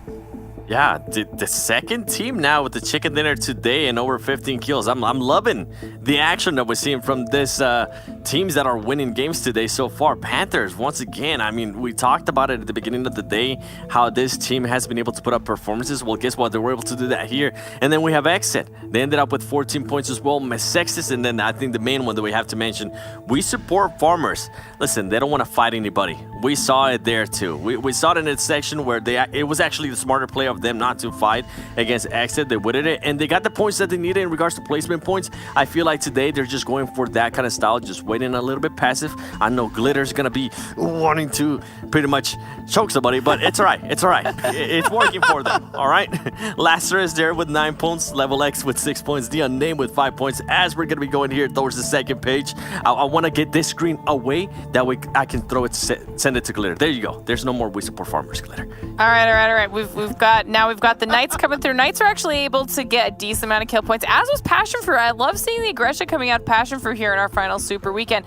And then moving on down the list, the majority of these teams other than JCR are either at 1 or 0 points. Definitely not the type of game that HQA wanted to have when you see We Support Farmers getting a decent amount of placement points, because it just adds to how much more they have to play catch up with. And we're already 2 matches in now. There's not a whole lot of time left, so how are they gonna decide to kind of make their play work from here?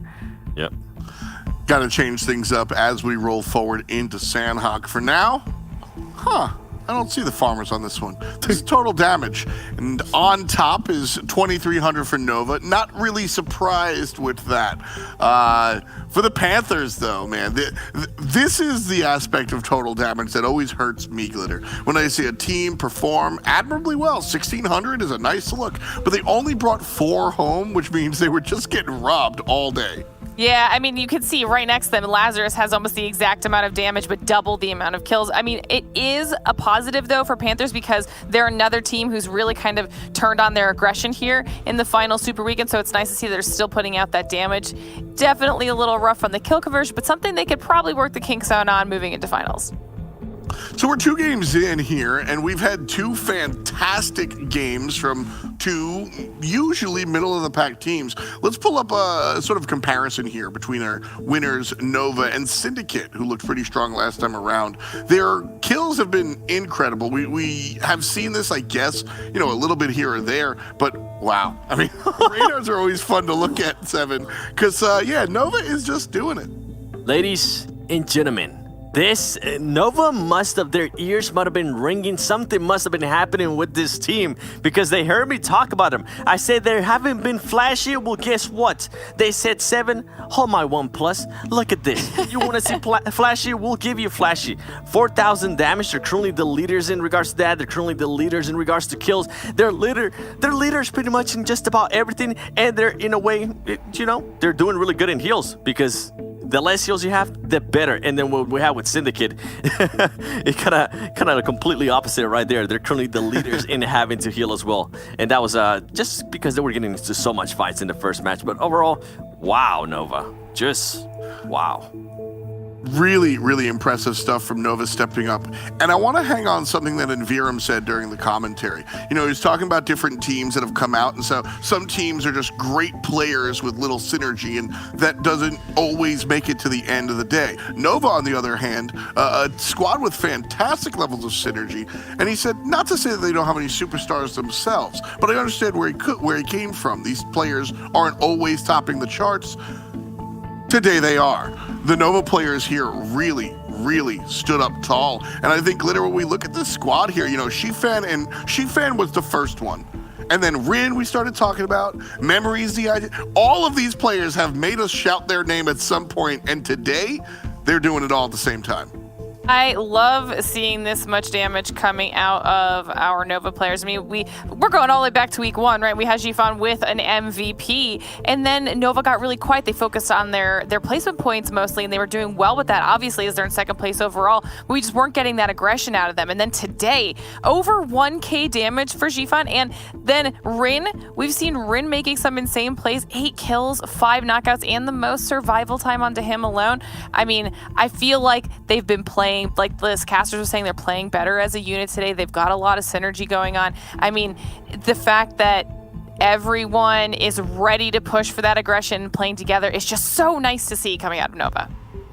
Looking at those stats, I think it's really kind of fun. You see Memory with low stats, but he's the IGL. You see high damage on one player and high kills on another. They're sharing their targets. They know how to prioritize things. This is what you do to turn from a middle-of-the-pack squad and say, hey, look, we are a little higher than you might have thought. Seven and Glitter, thank you so much for the expert breakdown. We'll visit you one more time once we get a postcard from Sandhawk. For now, we'll shift gears onto the smaller map and the bigger casters. We've got Hot Jukes and Mustache Dave right in front of us.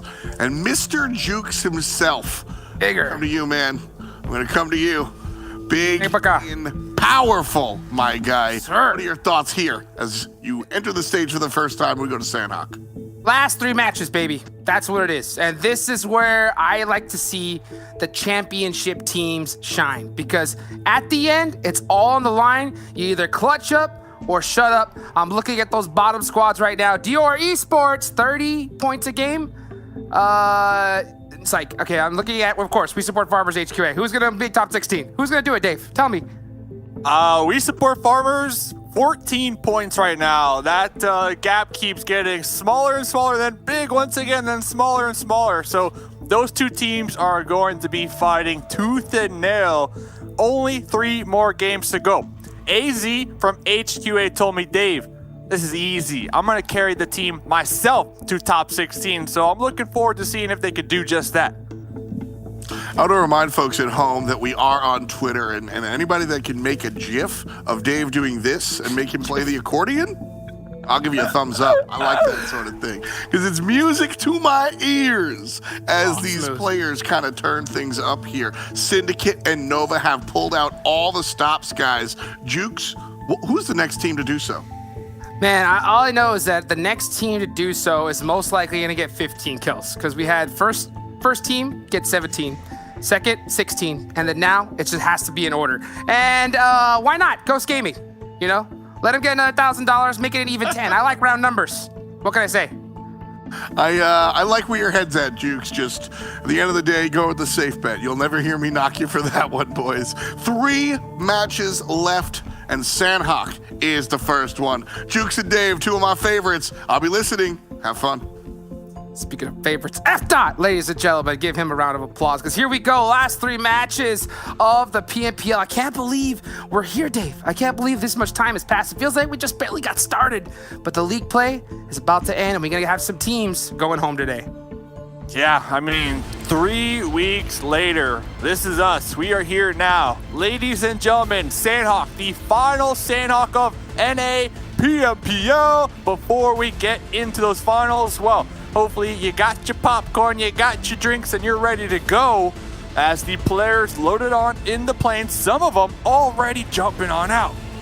Yes, sir. Getting off that early start. I'm going to look towards boot camp. But right now, honestly, the teams that we really just got to look at are HQA and we support Farmers at this point. Because I would be, if I were a betting man, right, Dave? And sometimes I can throw down some bets. I would bet, and it's a tough one, right, that Ghost is going to get first place in this tournament. What do you think about that one? Would you take the opposite on that one? I don't know. Yeah, I'll take the over-under, double or nothing, for sure. Right. So I think they got that one on lock. Second place looks to be on a lock from Nova. So right now it's just, you know, of course, who's going to make it to the finals? So for HQA, and we support Farmers, these guys have, I mean, as much pressure as you could possibly imagine. And that's what I like to see. I like to see teams be able to show up. And I heard you said AZ. I think if any team's going to clutch it up on HQA, it's got to be him. Because that guy, he can make some plays, without a doubt. He's proven it. Well, 3 more games to go. That's what they have to do. Like, that's it. There's no looking back. And looking at 15th to 16th position, JCR and we support Farmers, that's 44-point difference. So I have to agree with you. You know, one of the main stories we just have to follow is the 16th spot. And talking about the 16th spot, we were promised some early game hunting, some action from Exit. Look where they're going. Look where they're going.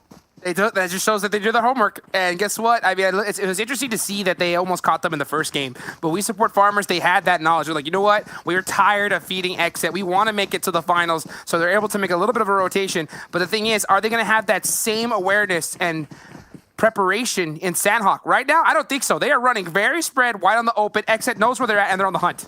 Oh, wait, did they see them? They had to have. They saw. Oh, but where's the guns? Where's that Ivorian's gun? Guess what? Nowhere. It ain't there, Dave. Nowhere. It ain't there. Oh, 3 points, dude. Exit. The toxicity, the pain. Can he bring some onto them? Oh, the shimmies, too strong. Oh, We Support Farmers. They gotta be mad at that one. I think Exit's just gonna take it. Just say LOL, peace. Yeah. So they got 1 point. They got 1 kill. They took out one of these squad mates from We Support Farmers. Razor was able to have a nice off angle to kind of poke off and push off Exit, but Ghost Gaming, they heard the action. This is right next to their drop spot. They're pushing out. Right now, We Support Farmers, they're getting sandwiched by 2 squads. Not just 2 squads, Dave. Ghost Gaming, the top team in the lobby, and Exit, who has been clapping them all tournament long. And you have Ivorian just having to stand there with no gun to his hands, just trying to make something happen. And now We Support Farmers. I mean, they're in full turtle mode right now. Just try and survive. But I think they just lost 2 members early on. This is just devastating for this team. Oh, wait, no, they lost 1. For We Support Farmers, but not for HQA. This is best case scenario for HQA. Honestly, they're going to be all the way down there in the south near docks. Little 2-2 split. They're going to be by themselves getting all the loot. They're going to be possibly even looking at the kill feed, just laughing once when, We Support Farmers might get taken out here, because honestly, We Support Farmers, it's a dog-eat-dog world right now. All 3 members that are currently alive, all just running in their separate directions, saying, see you later. I'm going for some placement points. Don't get caught while doing it. And that's the game plan right now. I mean, it's just pure desperation at this point. I mean, could you imagine? I guarantee you, the second they heard those shots, it's like they've got a bit of a jump scare, because that's the worst thing that could have possibly happened to them. And it makes me question, the reasons why. I can only guess why, so many teams like Exit and Ghost would have an incentive to take out We Support Farmers, right? And what do you think right off the bat? I want to know what you think first, and I'll tell you what I think. We talked to Juicy, and Juicy said for a fact that they want to take out We Support Farmers because both teams kind of share similar rotational passages. So take them out here. Don't worry about them during the finals. Makes perfect sense to me. If I am We Support Farmers, I'm going to be really nervous to hear that, but that's the game plan. That's what Juicy mentioned to Seven and myself here today. I don't buy it. Don't buy it. Juicy. I don't Juicy wait too long. Because, I mean, at the end of the day, I could see Ghost hunting down We Support Farmers, because at the end of the day, those have been free points for Exit. You know what I'm saying? Like, Exit's, like, a majority of their kills are just straight from We Support Farmers. So I think Ghost would want to take them out because they just don't want them to feed Exit in the finals and just give them free points. But, for Exit to decide to do that, I guess he's really looking at the overall scheme of things and the fact that maybe they lose a member early on. Juicy is very cerebral. But at the same time, I mean, if you look at the percentages-wise, Exit getting those early points for free on We Support Farmers, they've definitely had quite a few. It kind of makes sense to me. I know you look at them as free points, but it makes sense to me because one thing that Exit kind of have been struggling on, if you can even call it a struggle, is other squads just blindly rotating past them or near them while they're rotating. We saw the other day the Knights, they kind of got stuck in a little hodgepodge. We see We Support Farmers occasionally, they get stuck in a hodgepodge, and Exit, they always tend to lose 1 or 2 members early game because of just those blind rotates from other teams, right? So if you could take them out, make sure that they're not in finals, well, that's one less team that is that risk factor to your own game plan. You get what I'm laying down here? Oh, that makes sense. That makes sense, yeah, because you're definitely going to see some, we'll call it unpredictable plays from We Support Farmers. Yes. Some desperation, like let's just send it in here. And any knowledgeable team wouldn't send it in that situation. And the problem is if they do send it, it does delay rotations. It causes issues. Sure, they may have get those kill points, but now they're taking out in 8th place rather than a top 3 position. So it definitely does make sense. I could definitely see that. Plus, I think if you have HQA, they've definitely shown some signs of brightness, and I think having them in the lobby is going to definitely overall increase the scene in general. We'll see if they're going to be able to hold on though, because Shiwong is down early. So it looks like both teams, HQA and We Support Farmers, are going to have to rock the rest of this game as a 3-man. Yeah, this is just unfortunate. I was just praising HQA, how they were down here towards the docks all by themselves. But now JCR up there near that cave, the tippy top of the cave with the high ground. And I don't think we'll be able to get that revive. If I am HQA, knowing that they need 14 points, I don't think they can risk getting the pickup here in this situation. Man, dude, Cave has just been like a dream finish circle for me to see in PMPL. Could you imagine if this thing ends Cave? Oh, that would be... My dreams would come true. That's all I know. Look at those chains there. And JCR trying to lock down HQA. They're going to be able to lock down this kill, that's for sure. The other 3 definitely going to be tougher to put, because even if they do get this knock, there's no way they're going to push it in the open field. So this is just like pokes back and forth. Them chains, man. Them chains. You just wait. Hey, you just wait. Kong, dude, he's coming. I'm telling you, he is coming. Oh, I can't wait for that. So there they go. SOFM will be getting to confirm on to that one. HQA, yep, losing a member.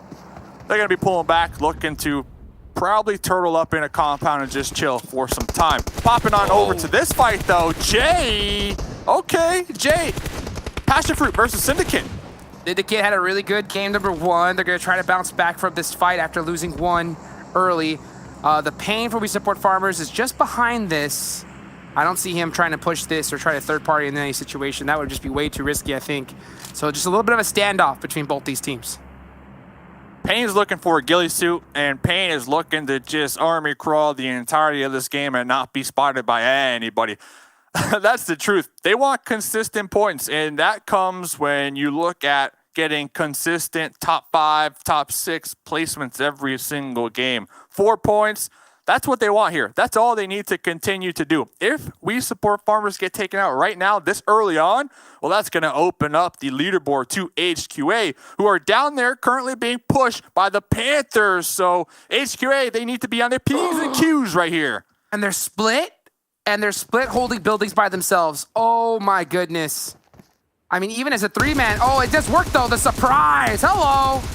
One of the Panthers getting caught, and it looks like the other one did as well. So this split play working out beautifully for HQA. The good old peekaboo, Dave. The good old peekaboo coming out here in PMPL. Could you believe it?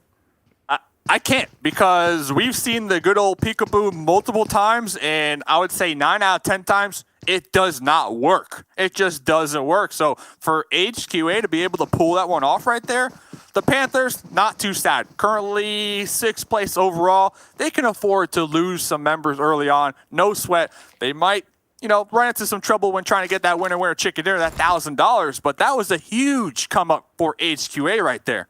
Yeah, usually teams just kind of clear buildings together, right? They don't just kind of run in by themselves. But I guess the Panthers maybe just started feeling a little bit lax. It's been a long PMPL. They are pretty comfortable in 6th place and just ran in one by one and just boom. Out came HQA to get a couple of nice and easy points here. Syndicate still working against PassionFruit. PassionFruit rocking a 3-man. So they are down a member off the bat. I don't know if Syndicate realizes it, but oh, look at that. Sleepless. Beautifully executed there for PassionFruit. To double peek him like that, never stood a chance.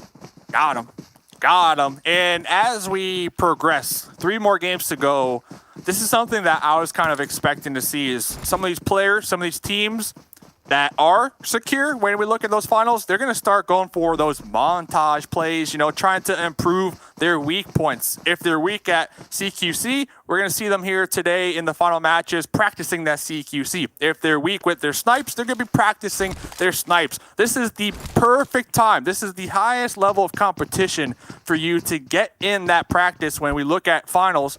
And I'm talking specifically those teams, top 5, right? Yes, they're competing for chicken and those points, but at the end of the day, they want those montage plays, man. Right now, they want the montage plays.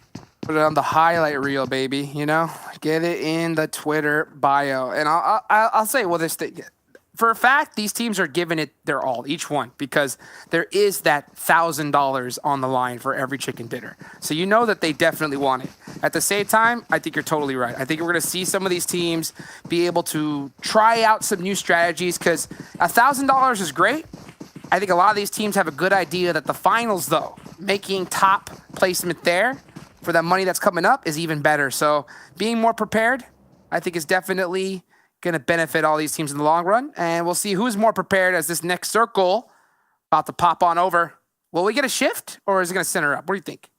I have a feeling it's going to be pretty decent. Pretty decent. You're hoping that goes down to Cave? Well, I hope so as well. JCR, fingers crossed. We support farmers out there on the edge. PassionFruit following up right behind them. EFC also up there. So not too bad. Not too bad. Mezexis, they have been pretty solid today with picking their spots. Not going to lie. Working out perfect. Working out beautifully for them. And not to mention, the Panthers lost 2. So the Mezexis is in 7th place. The Panthers were in 6th. As long as Mezexis has a standard game here, they most likely are going to pass up the Panthers for 6th place. And every placement matters, especially in the overall scheme of things. So, you know, Mezexis is not giving up. They're not letting off the gas at all. And none of these teams should. I mean, there's just still a lot of money on the line every single game here. So much money, man. And these points, well, it's going to impact them into the future, looking at the whole year as a whole. So it's a big deal. It is a big deal. But right now, the biggest of those deals has to be We Support Farmers versus HQA, just fighting for that 16th spot, fighting for their chance here to continue moving on in their competitive careers. This game, 2 more. After this, we will see one team, one of these squads, either HQA or We Support Farmers, that be their last game. That's it. They're going home after this one. One of the teams is. And it's all about who's able to get it done in these last 3 matches. And I'll tell you what, if you're We Support Farmers, it doesn't help when you got XSET, you know, really bullying you off the bat, as is tradition we've seen so far in the PMPL. But XSET is going up against Level X now, trying to bully them. They are down Nico. XSET is doing a beautiful spread, just trying to use that snake play to their best advantage. But, you know, we're seeing a little bit of a standoff between these 2 teams. And you know what? I'm not going to lie. We've been low-key counting them out. But Dior, if they can get like a 15-kill winner chicken dinner, that's going to set them up big time in their next 2 games. They need it. They're right. The reason I mention that is because they're right here on the edge. They're east of this fight. But I see them down there on the bottom of this hill. Well, they're getting picked apart themselves, so they're not going to be able to third-party that one. But Carnage Double E tossing some nice grenades right on top of XSET. They felt those. Those were too close for comfort. And I guarantee you, if that nade was like an inch in either direction, one of those players got knocked. But it landed perfectly in between them. And you can see Beast X, always that off-angle specialist, trying to be able to sneakily get a play. We can see the bottom right. Is that the Panthers? That is the Panthers. So they are getting a nice little 1v1. Oh, HQA too, that's huge. And you can just see this. They got the gillies. They're going to get it done. AZ, the man, the myth, the legend himself, showing up for his squad towards the end. You'll love to see it. AZ making that look easy, saying that they're going to carry the team to that top 16 themselves, put them in the backpack this game. Well, that play right there, if they can continue showcasing those plays, you got to believe it. Oh, there they go. Level X, man, just getting the early spots onto XSET. Juicy's going to have to make something magical happen. Not going to be able to do it. Level X shutting down XSET, just having the better eyes there. Looking out for the snakes. And Level X are going to be in a great advantage as the next zone goes up. Dave, who's in the center, right? Ooh, Dior. Mezexis, Level X, after that one fight, are going to be out there on that west side. The 2 teams, man, We Support Farmers and HQA, they're getting awfully close to each other. And you know what really sticks out to me? Both of those teams, they're going to be piling up right behind Ghost Gaming. Like, that is the worst team that you want to have to fight here to get into the zone. Not to mention they're the furthest away from the zone. The zone's going to start closing onto them quickly, and this one's going to start definitely stinging.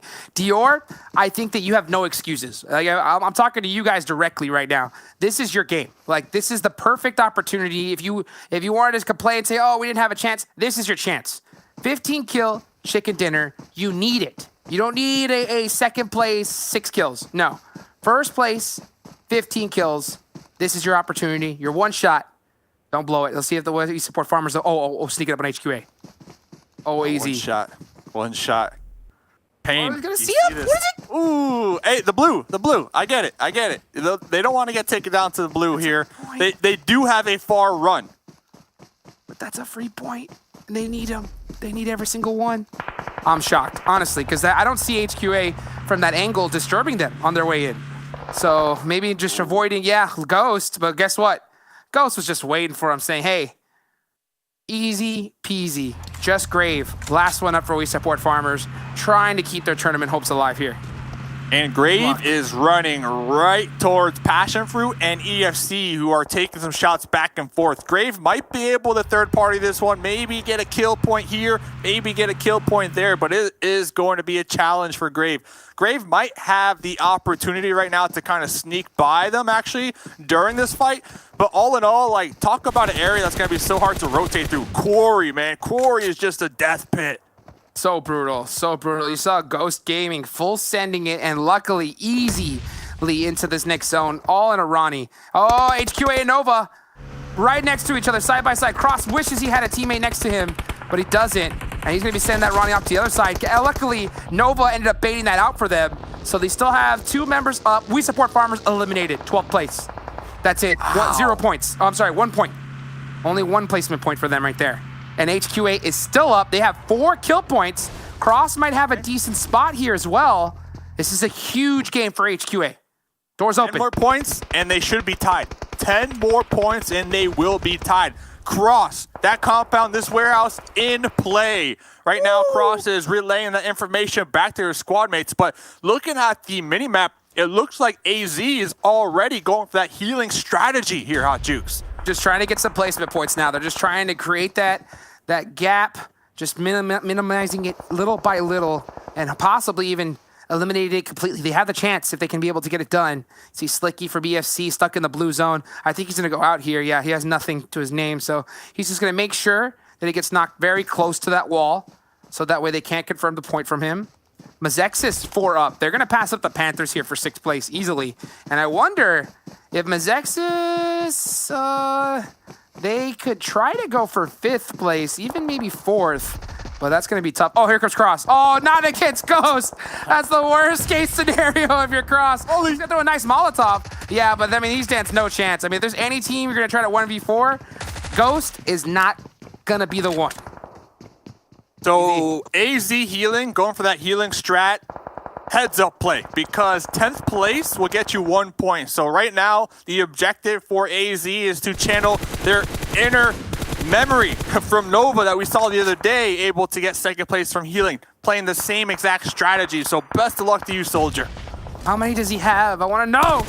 I want to know, because I want to know so bad. I want to see it, but he just got another placement point. AZ cam. Yeah, the AZ cam, please. I want to see exactly how many first aids he has, because that is the most important thing, except for maybe if Dior is able to clutch it. But now Dior is in big trouble. They stayed in this outside of this circle for so long, and now they're running up. They only have 2 kills, lost 2 members. Yeah, it's not looking good. I think it's over for Dior. Get it right, get it tight. Dior getting stuck right between Mezexis up there, taking shots onto Level X. Dior, they do have 1 more member still up, but remember, if I'm not mistaken, they're in the blue zone, getting chunked out just a little bit, or they're right there on the edge at least. Gonna have to square up with Killer, who is in the blue zone, now safe as a smoke. It's already over for Dior. Dior needed chicken dinner, 15 kills. Got him. 1 point though. They got the kill, 1 point, but they needed way more than this. If he could do some miracle, then I would love to see it, but it's not going to look likely here. Ghost, they're hungry for it. Yeah, there goes Dior Esports, eliminated 8th place. So now, here come the serious placement points. JCR going up against Ghost. AZ, is he gone? Still alive. Still alive. Still alive. Still alive. He got the heal. Ghost Gaming done. 6th place. I mean, look at the placement points from this healing strat, Dave. 4 points. So strong. 4 points as of right now. And look at that. Now we're down to 4 teams. That's 8 points. HQA goes out. Oh, what, in 5th? That's 6. That's 6. That's plus 6. the kills? It's not bad. That's not bad. 2 more games to go?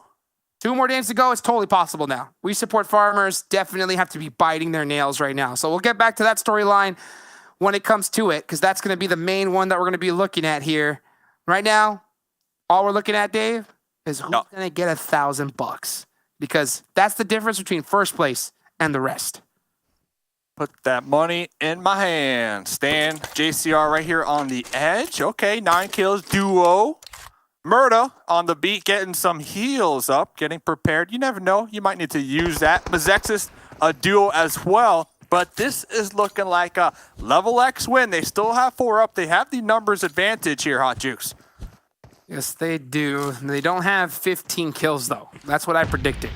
Because, you know, it's all about the trend, you know, keeping that on point. Just Causing Reality can get it. Just Causing Reality can get it. They have 9 kills so far. Okay. We'll Numbers. see. Ooh, Jason! Grenade right and the molly. there. With the molly follow-up. That is so smart. Get the confirm, flush him out. Beast on their knees, trying to crawl behind these bones. Trying to not get thirsted. Ultron really needs to clutch up right here. Ooh, that Groza from Ran. Dude, Ran, I guarantee you, one of the top players you want towards the end. You can see him circling through them dino bones, trying to be able to catch him, and he does. Able to go ahead and get his teammate back up. Ran just so, I mean, unbelievably clutch. Out of all the teams, Ran, definitely one of the top players you want to see towards the end. This week, specifically as well. I mean, this week, Ran has just been popping off, putting in those numbers, and just showing up for the Unnamed. So definitely coming in clutch. And now it comes down to 3 teams. Who is going to end up with this one? The Unnamed have 8 kills. They are crushing it. Have a good position. Mezexis, still trying to keep it up, making it happen. They're going to be hiding behind that tree and rock for their lives. The Unnamed are going to definitely have the best position up on top of this hill with all these sight lines. But at the same time, they don't want to over-peek it, because you know that these snakes, they're just waiting for them. Mezexis, they are in the zone, though, so they can kind of let this fight play out between the Unnamed and JCR, possibly. JCR using the smokes, the soft cover, to try to reposition and get into the zone. Rage, barrel, suppressed, ready to go, lock and loaded. They need to win this. Yes, they do. Batman ends up taking it at the last second. 1 HP. And now the Unnamed just come in at the end and say, oh, look, $1,000. We'll take it. We'll take it. Yeah, beautiful end up finish right there from the Unnamed. This is a squad, you know, that always ends up on the top. I mean, what are they? They're a top 4 team, Dave. They're a top 4 team. And with that chicken dinner, they may be getting closer to top 3. Pretty solid team, honestly. Pretty solid team who, you know, a lot of people are definitely starting to recognize here in this PMPL specifically because of their performances. I mean, I'm looking at the kill points, 177 kill points alone. That's above Lazarus. That's above 19 Esports, EFC. Some of these squads that other people would assume would be a little more aggressive, right? But the Unnamed, they're clocking in. It's so funny, though. That fight, dude, it's like the coin dropped, hit the ground, everybody just started taking some shots right then and there. That was quick. That was real quick. And I love to see teams just know exactly what to do in that situation, and they do not hesitate. The Unnamed, as soon as they heard those shots down there, they're like, all right, we know where they're at. Full send it, get the dub, and they got it. I mean, zero hesitation, and that's what you expect to see from a top 5 team. But I guarantee you, like the Unnamed, they are, if anybody's not really looking at them closely, I think they're one of the most underrated squads, because Ran by himself can make some amazing plays. Him working with his entire team, they're very consistent. And like you mentioned, the amount of kill points that they put up so far in this PMPL, gotta take these guys seriously. And you know what? Not signed either, right? The Unnamed, not crazy. Signed. So if they can continue with this momentum into finals and even qualify top 5 PMPL Americas, I mean, they're going to get picked up. They're going to get picked up in a heartbeat. That's a fact. The mind-blowing thing is that they made it into the next stage during the last PMPL. above a lot of these other players that are in here. So the fact to see them not on a tier one org is definitely a shell shock for me, because I think without a doubt now they have the highlight reel, right? They definitely got the tape to said did. So hopefully we could see that happen here in the future. But so far, 3 matches in the books. That was the last Sandhawk that we are going to see here in PMPL Super Weekend League play. Only 2 more matches left to go, and it's going to be intense. It's going to be intense because I guarantee you that gap from We Support Farmers and HQA getting mighty close, Dave. Getting mighty close. Ooh, yeah. That's all I'm going to say. So we we support farmers. So talking to the Pain coming into today's games, they told me depending on how the first half of the day goes, they're going to readjust, recalculate their game plan. They told me if they're going to get hunted down early game, coming into the last 2 games, they might change up their drop spots to avoid getting hunted down. So I'm curious, because I would assume that they definitely feel hunted down at this point in the game. And now with these points getting ever so closer, with HQA getting the consistent points, We Support Farmers, they're like on the edge. They're going to be on the edge. Oh, yeah, definitely. Not to mention they're going to have to keep an eye on their early game, because we definitely saw them had run into some issues at the start. Let's go ahead and re-watch some of the moments that we saw here in match number 3. Play the tape. Play the tape, baby. Let's take a look, and we can get a little bit of a quick view of what happened. Dior, look at that. I think we missed that one. That was a beautiful 2-piece off a vehicle. Good old-fashioned 2-piece right there. Ooh, yeah, this was that nice 2-pick-up point as well from the Panthers. We were talking about the cover fire between the two. AZ just kind of playing that snake roll with the ghillie. Oh, imagine running across that and just getting shot, not even knowing what hit you. Yeah, this is a big one too. Look at that. HQA AZ just so clutch up close, getting it done. Level X really just got the better of Xset here. We're the better snakes because they got the first spots, got a good nice few knocks, and we're able to eliminate them nice and early. Ghost Gaming, always just so proficient and lasting towards the end game. There goes Dior. I think that was a good opportunity for Dior. And with them not doing well there, yeah, it's definitely all she wrote, I think. It's gonna be tough. 2 back-to-back chickens might be able to do it, right? Just maybe. Just maybe. But Dior, I mean, Dior, they have 1 chicken so far when we look at their totals from Super Weekend. So we know that they're a team that can get chickens. Now they need 2 chickens. The pressure is gonna be on. I'm kind of just, keeping the hype train alive just a little bit for Dior, but this train is definitely going to be leaving the station this game. If they can't get that chicken this game coming up, well, that train's gone, baby. It's gone. Let's put it this way, man. I think that train, the brakes are fully locked on after that last one, in my eyes, because you hate to see it, because I think that Dior, they have the possibility to get a chicken dinner, but can they get a chicken dinner with 15 kills, Dave? Because in reality, that's what they need. They need to be able to do it, and if they get Circle Blessed beyond belief, I still don't think that can happen, to be honest. So, I don't know. I just did math. They need 79 points. 79 points. So they need 20. Yeah, so can we officially divided by 2 is like 39. 39.5. Can we officially get the tape out, see you later train, I think that's all, But guess what? We're going to keep chugging on along here, baby. We got 2 more matches left to go, everybody. Don't go anywhere. We'll be back to see the nice little wrap-up from our analysts and hosts right after this break.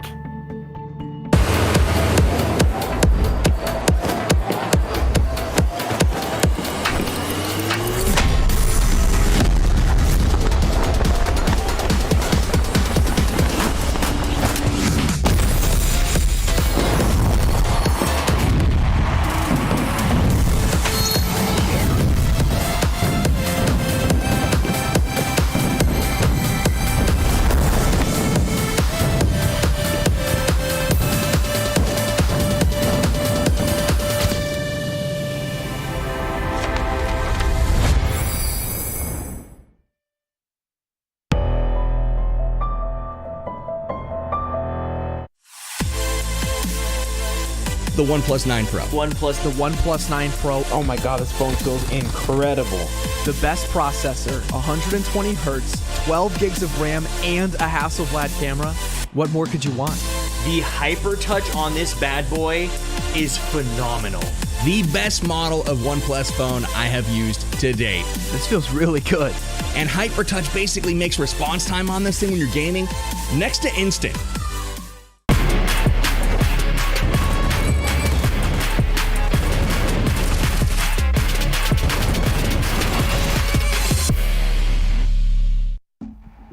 What's good and welcome back here at the desk. It's F-Dot, it's Seven, it's Glitter, that was Sandhawk, and this, the continuation of the final Super Weekend.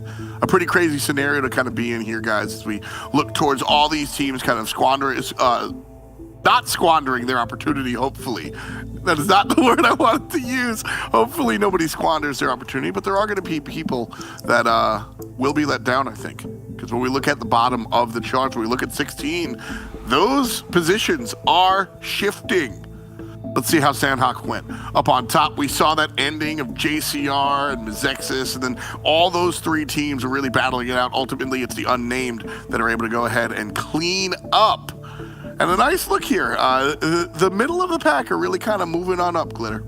Yeah, this is another strong showing from a team that off of this weekend alone was dead center of the pack, and they have picked it up though, and we saw that at the end of yesterday with 2 second place finishes moving in today. Now we've got an 11 kill chicken dinner, and this is the Unnamed we were used to seeing, right? We had been highlighting them for so long, and then they had a little bit of a slump, and it's nice to see them coming out of it. Now we've got Mezexis having another strong game, 7 kills, JCR with 9 kills. I mean, this top three alone is a grouping of teams in the middle that are just, everyone's starting to step up to the plate here, Seven. Yeah, and with JCR, to be completely honest, I didn't think the Unnamed was going to win that match. I thought they were in a position where they just weren't going to win, but JCR pushing on the Mezexis player, it kind of through a spiral down of events with them having to engage. As we go down here, Level Legs putting up a good performance too with 14 points, helping Quit Addiction. This is a team that definitely needed the points. Being able to put up 8 points is huge to catch up a little bit more. We support Farmers as they were catching up to them, as we support Farmers was creating a bit of a lead here. And we go to the second page, we have Dior Esports there with 4 points, Enigma Fan Club with 3, Nova Esports with 3. We support Farmers with 1, and that's the main one that I'm kind of sticking through. We support Farmers. We're getting hunted. I mean, hunted down by Exit. And on top of that, Ghost Gaming heard the shots and they're like, yo, we want on this too.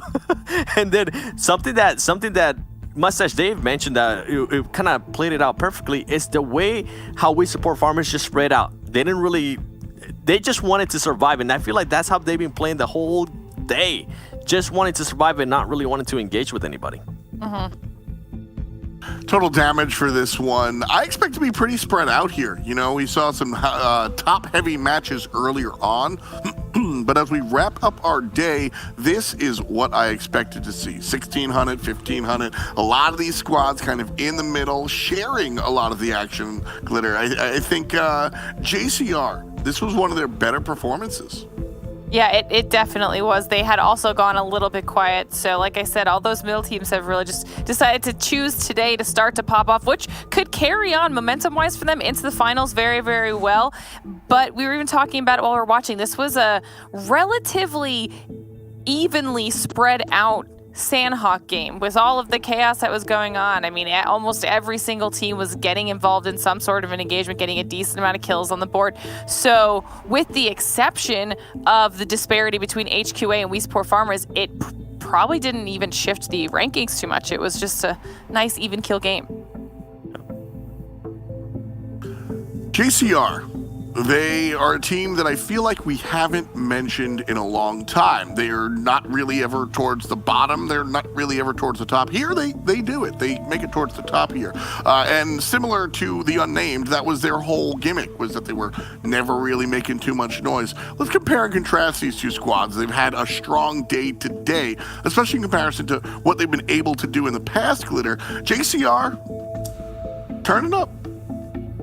Yeah, I mean, you can see here, to be fair, both of these squads we wanted to give a little bit of love to because they both just had a really strong performance in our last Sandhawk match. But you can see here how close they were in damage, how close they were in kills. I mean, in general, seeing these middle squads not step up to the plate is not only good to highlight them for, but it should be making these other squads start to take notice because, like I was saying before, this timing-wise, sure, is towards the end of the Super Weekend, but this is what's leading everybody into that fresh start of our finals weekend.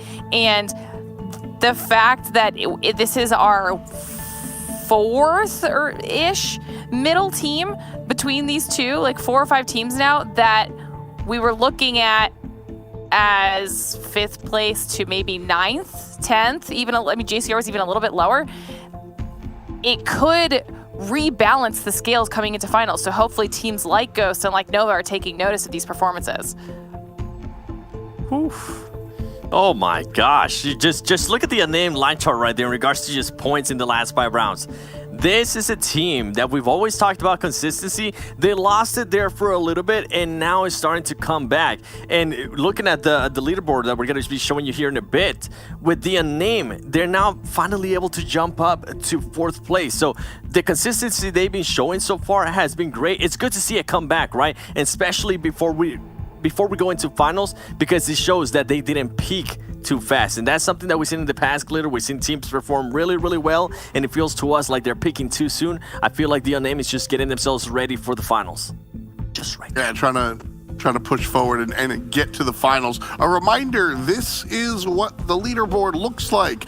Ghost is up on top. You might as well cement that in there. Nova and Xset here. Xset down by 60 points, give or take, from 2nd place. Something they technically can grab, but most likely won't. The front page is pretty locked in, give or take like 7 or 8, Glitter. So some teams really got to stand up. Yeah, I mean, okay, I don't know about you, Seven, but I'm still waiting for that 10th chicken dinner out of Ghost Gaming and that 600 point mark. I was assuming they were going to be able to take it, but with all of these teams deciding to step up to the plate here today, it's been proving to be a lot more difficult for Ghost to pull down that dub. Do you think maybe Ghost is just kind of messing around in a way? It's the final day, right? They already racked up $9,000 in regards to Super Weekends. And they're like, you know what? Let's have a little bit of fun before the finals. We already proved over and over again what we can do. Maybe at the end of the day, they'll end up showing up with an amazing game as well. And maybe they're just mixing it up. I don't know. That's just my brain of thought right there with it. One thing that I was mentioning earlier, as you can see there, the unnamed jump into 4th place. At one point, we were talking about maybe Lazarus contending to exit. Well, guess what? Is now the name contending exit for that 3rd spot. So it's going to be interesting to see who the actual top 3.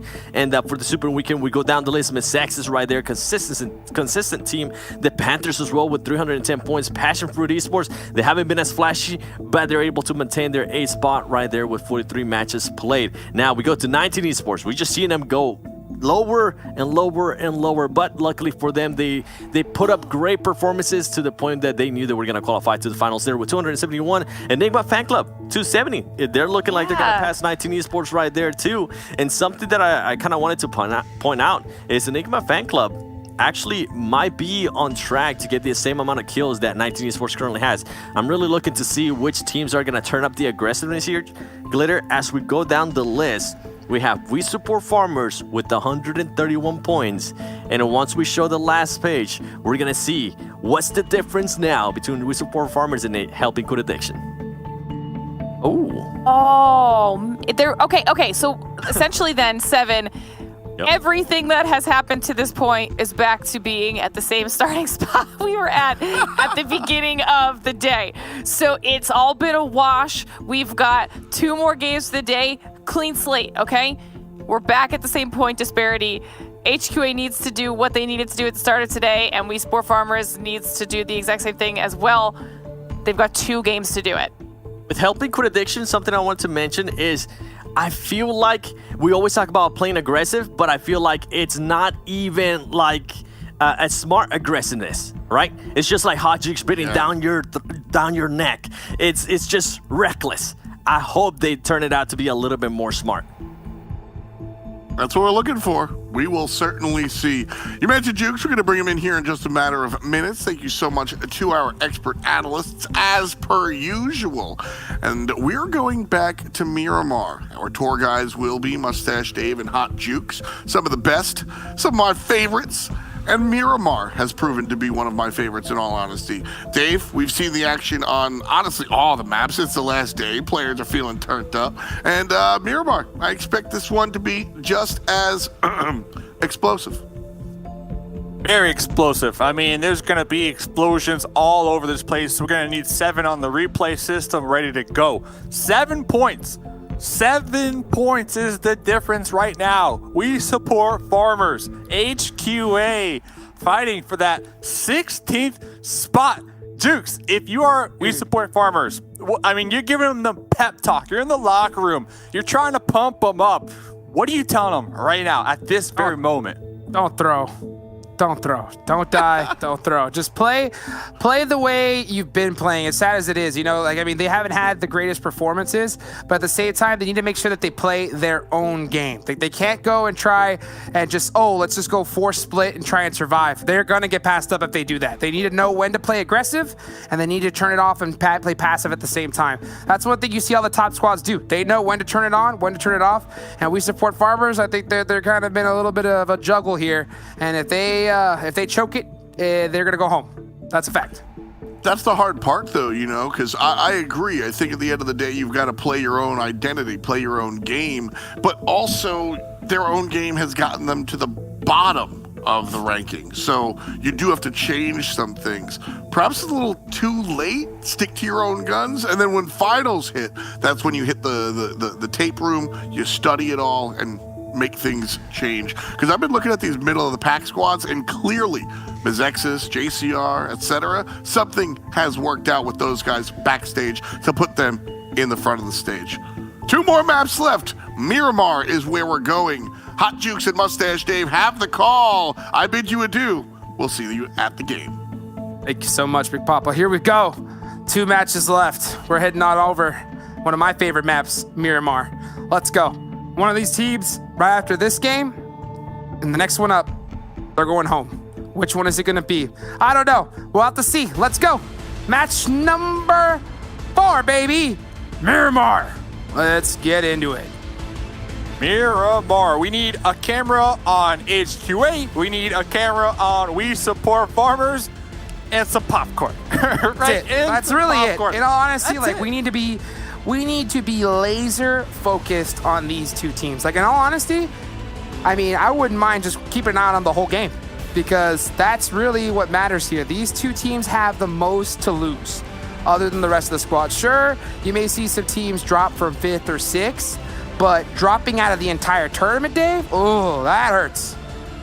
Yeah, so we'll have to see. I mean, at least watch them until they die, right? At least watch them until they get taken out. So we'll see. They're going to be dropping all these players locked and loaded, ready to go. I'm looking at just overall stats, just overall through all games played. We support farmers. 95 total kills, okay? HQA, 135 total kills. So you could tell right from there that we support farmers to get most of their points from placement points when we compare the 2. They're good at it. They have been good at it. It has allowed them to coast by this entire time. But with 2 more games to go, my question is that coasting by, is it gonna be enough? I don't know. I mean, so far it's been able to get them by, but just barely. I mean, the only time I've really seen them coasting is when they're on that glider. I don't think they're the first team to do that.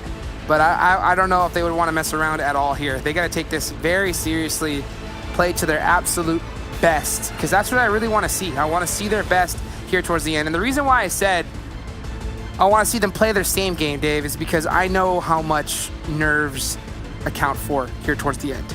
And you'll see a lot of squads making big mistakes, like running right into a Marauder.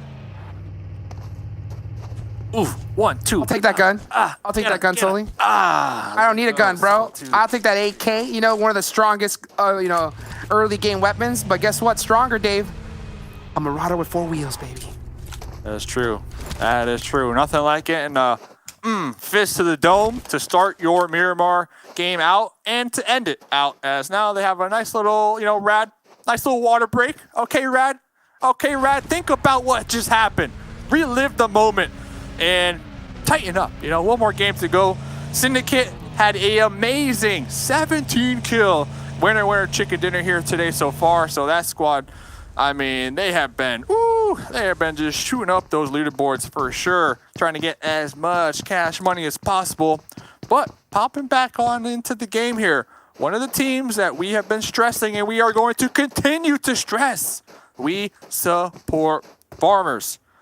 This is the squad I wanted to look at. Yeah, this is the squad I just want to keep it on. Let's look at that replay. And in slow motion, we will watch Rad take a fat L. But at the same time, you're right. They did win a huge game number 1, and I think it takes quite a few more L's to kind of counterbalance that off. So the fact that they had such a good chicken dinner at the start, I think that, that one doesn't count. I count that as 2 L's. The first one you get ran over, but then the second, the replay, the slow motion replay. And that's third, a double L, dude. You had an AK, and you got robbed of it. But how many W's is a 15 or a 17 kill chicken dinner? I think 4. So they're still up. They're still up. Yeah. Positive, W to L ratio. I think that's all that matters here in the PMPL. Yeah, and I'll tell you what.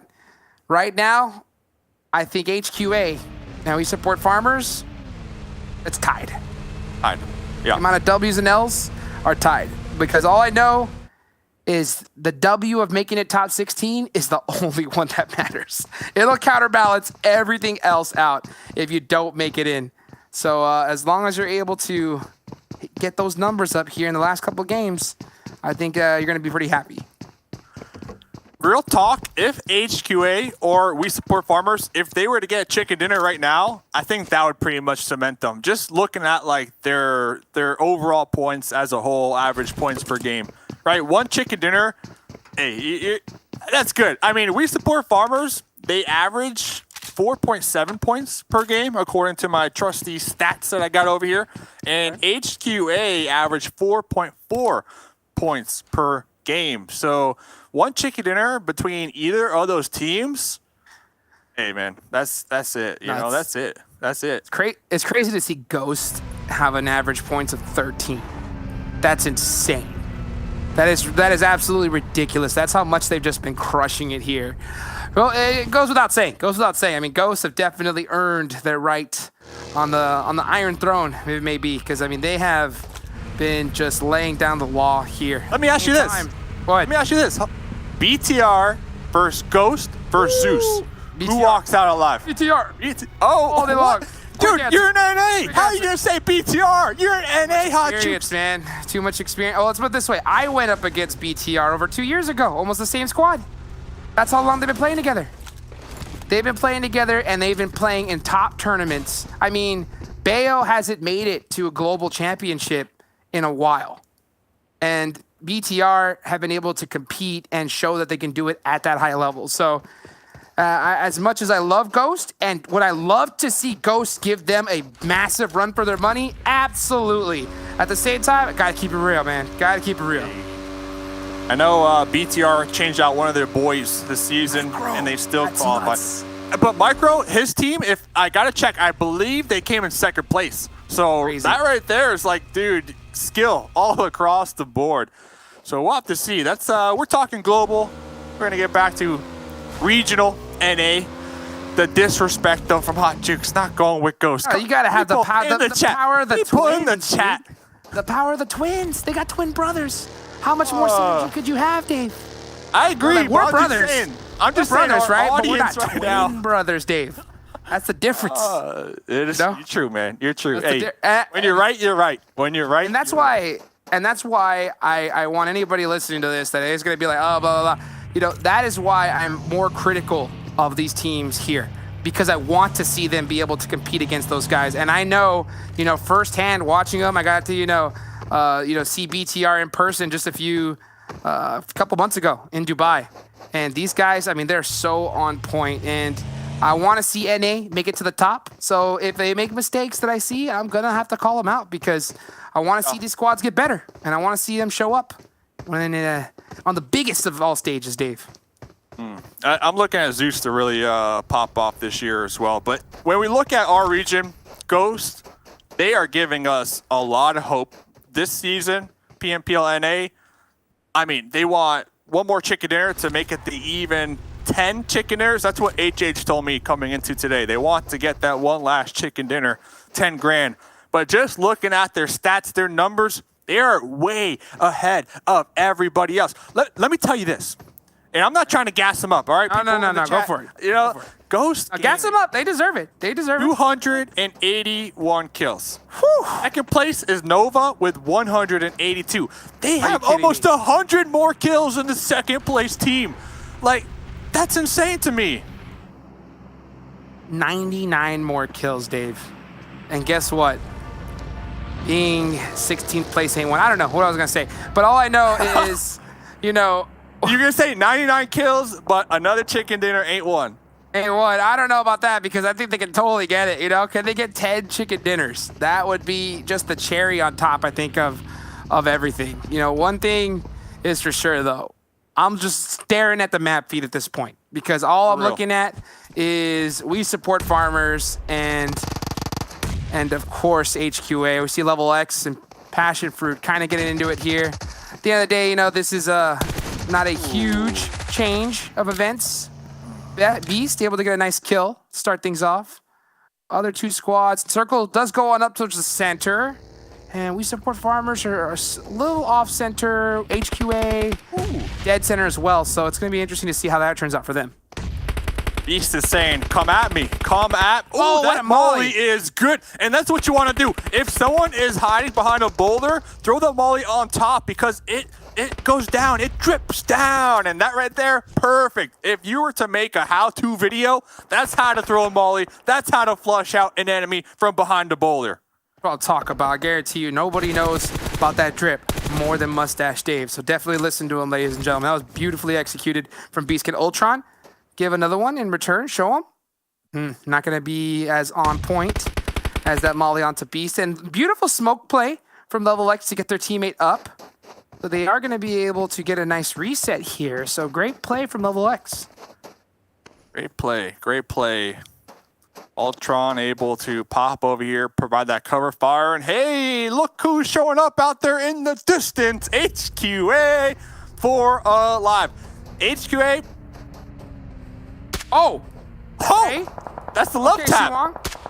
Triple tap? Got him. HH24, almost free there. I mean, you know what hit him? Yuan was just like, all right, I got this. That single tap. Oh, man, I love it. I love it. A lot of players, of course, go for that spray from that distance, but that single tap is just so underrated. So looking between the two different squads, we support farmers and HQA. HQA are definitely set up in a position to possibly get more kill points, right? Get involved a little earlier on because we support farmers. They are north Los Leones right now in a compound. Hunker down, not moving a muscle. So we'll pay attention to those two teams. We'll pay attention to the kill feed as Nova Nemesis trying to send it. Caught though, caught by Rin.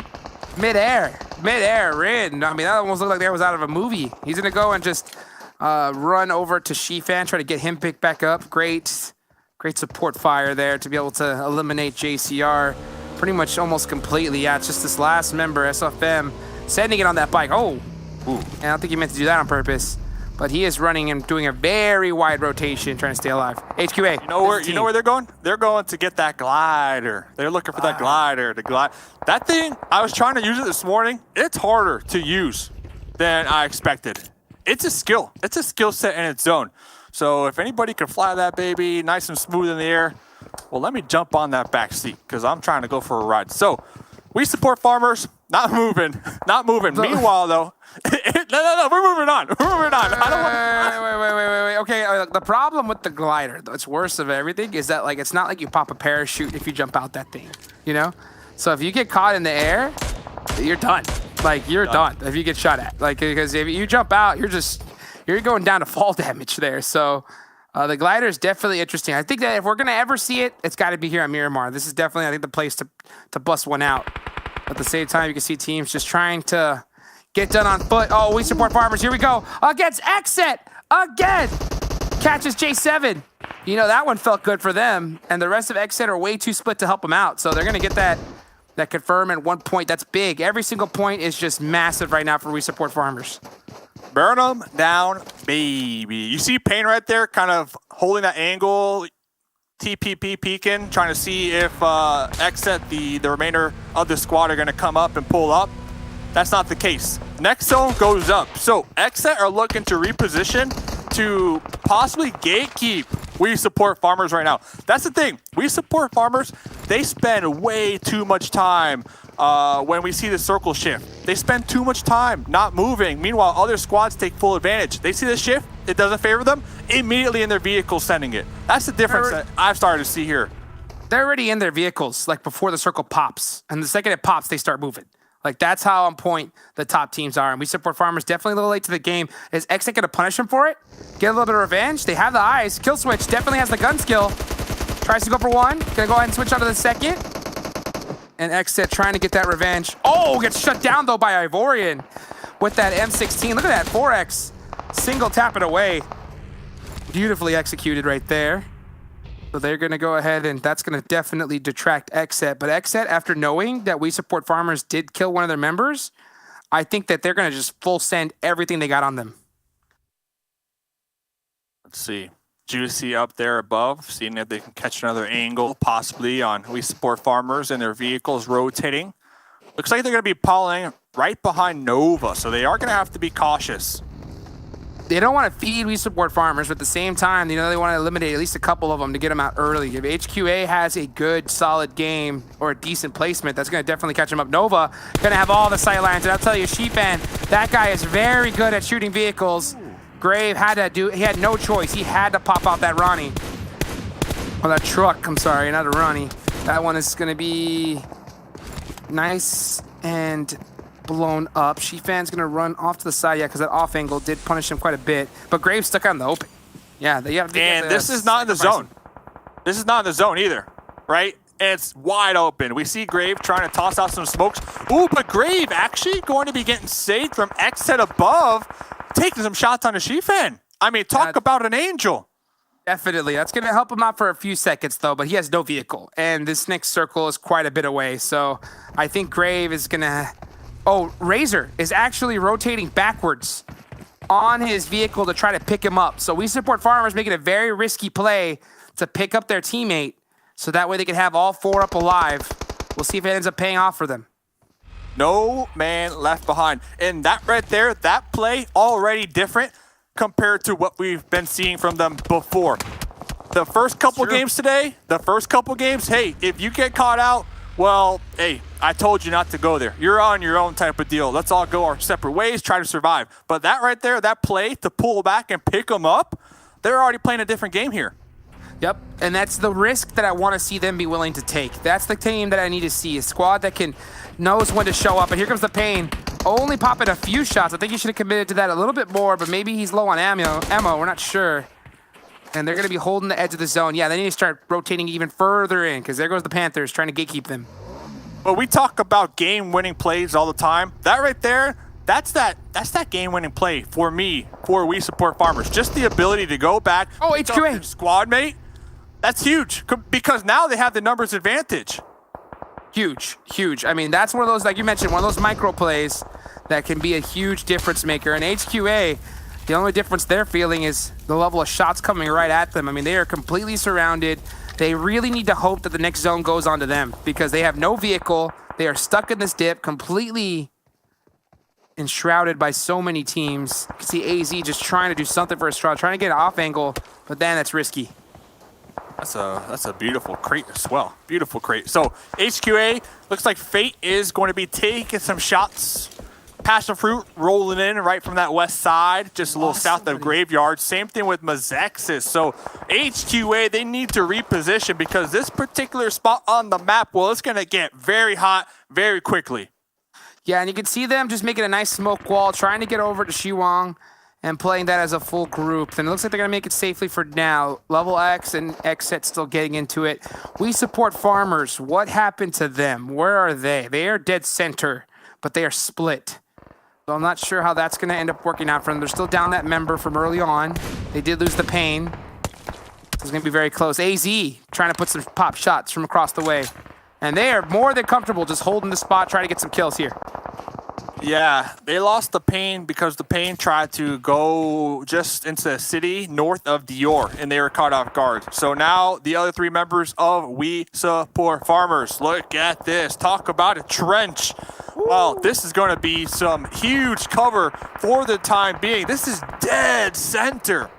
Dead center. So that is a big rotation and a very risky one from We Support Farmers. But hey, sometimes you gotta risk it to get the biscuit, baby. And to see We Support Farmers making those kind of plays here towards the end, that's what I like to see. That's what I want to see from a team trying to do everything they can to make it into the finals. Yeah, we see them popping some smokes. I would avoid that right now. I would try to remain undetected. Those smokes can attract enemies and like, hey, look at me, I'm over here. So they have some cover. Just, let it ride out. And what's so funny is HQA, we're looking at them right now. They're like right over the hill from We Support Farmers. So both these teams very close to each other, about 200 meters. Very close by. And you're right. I mean, it's so crazy. At this high level, one bad smoke can wipe your whole team. If you smoke yourself, that eliminates your sightlines completely and allows the team to push up on you for free and you're done. So you definitely got to have that smoke discipline, that awareness of when to throw it down. The Unnamed, I mean, getting picked off still by Shiwong. He's just collecting points from long range, single tapping that Scar. The point collector. The point collector. Next zone goes up. It favors both of the teams that need it so greatly. Lazarus up there to the north are going to be overlooking both of our squads, HQA and We Support Farmers, so we'll have to pay attention to that. Meanwhile, all the teams down here to the south, well, they got to move, Hot Jukes. You know how I said that there's a passive switch and an aggressive switch? Well, HQA and We Support Farmers both right now need to get a sledgehammer and turn that switch on. Like literally flip it like crazy. They need to force every single team to literally fear them, not get pushed up on by any means. So this is their opportunity, both these squads, to get some big kills. Don't want to play this one passive by any means necessary. Ooh, Batman squaring up right there. Batman took out Sleepless and Cross over here, getting some more points on the board when we're looking at teams trying to rotate in. Same could be said, Ivorion, I see them in the kill feed. This is critical for both teams. I mean, I'm not sure exactly what's going on between EFC and them. Oh, EFC in the house. It's Coops, baby. Coops shutting him down. It's just Ivorion. Oh, no. Can he get this nade? He needs to. He gets it. Oh! He gets it. And somehow Graves survives? Is he going to go for the pickup? You got to. And look at Shiwong. And at HQA, just starting to do exactly what they need to. They need to use the blue zone to their advantage and press them. They need to see Lazarus as teammates. They don't even need to be worried about Lazarus. Lazarus is in zone. Yeah. You need to see Lazarus as your squad mates. Focus on your back first, clear that, and then worry about them later. Dukes. 5 kills onto HQA. 6 kills onto We Support Farmers right now. They refuse to go down, Dave. We Support Farmers. I mean, the clutch match, are they going to get it here? What an insane play towards the end. And we're just keeping an eye on HQA, trying to steal every point they can. And he's shooting that truck from a beautiful angle. Look at this angle right here. Lazarus got the overwatch onto everybody, so they definitely have the best position. But it's just Ivorion up left for We Support Farmers, trying everything he can to keep his team in this. Yeah, was not able to get the pickup. Just wasn't worth the risk. Maybe the utility was low from the smokes. We don't know. But what I do know is that they have some kills, still in a top 8 position. They want to stay alive. If they get taken out right now, that's only 1 point. So the main objective right now for Ivorion, just survive, baby. That's it.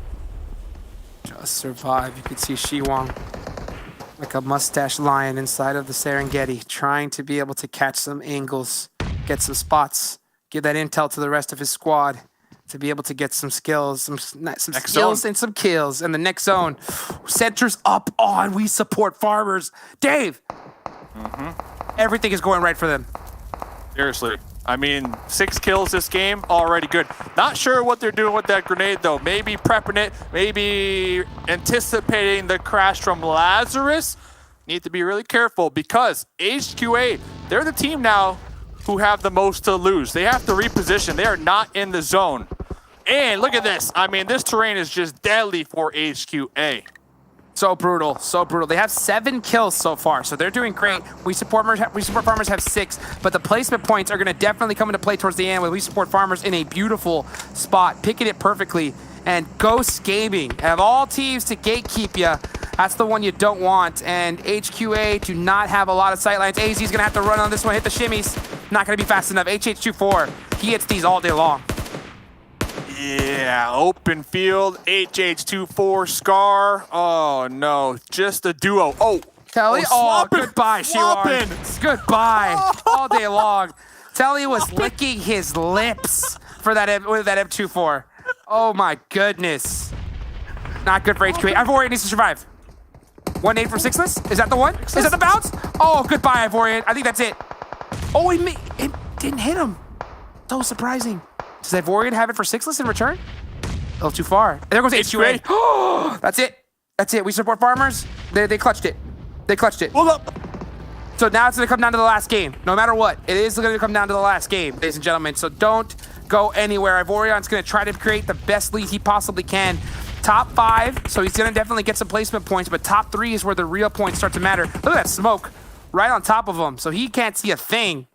And he's just holding that spot for his life. Ghost might help him out. Oh my goodness, sandwich between Ghost and Lazarus. Oh my goodness, Ivorian just smoking it right now.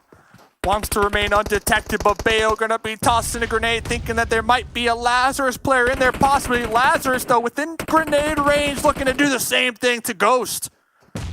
Man, wants to remain undetected. Also wants something to help reduce his heart rate because it's got to be bumping like crazy right now. I mean, so much is on the line. Just practically a red zone all around you as this big battle is happening. And meanwhile, Ivorian just remaining completely still behind that crate, just buying some time for his team.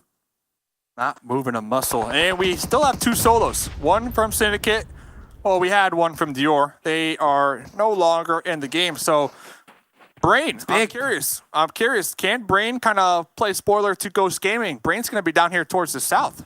I mean, all that matters is that every single team that gets eliminated is in more placement points for We Support Farmers, and that means a bigger game that HQA is going to have. We Support Farmers have really showed up here towards the end to survive, and here comes Ghost, and I don't think they're even looking in Ivorian's direction, Dave. They're not even worried about it, because he's not moving a muscle. You can't see the dude. Look at him, between the crate and the wall. What a spot.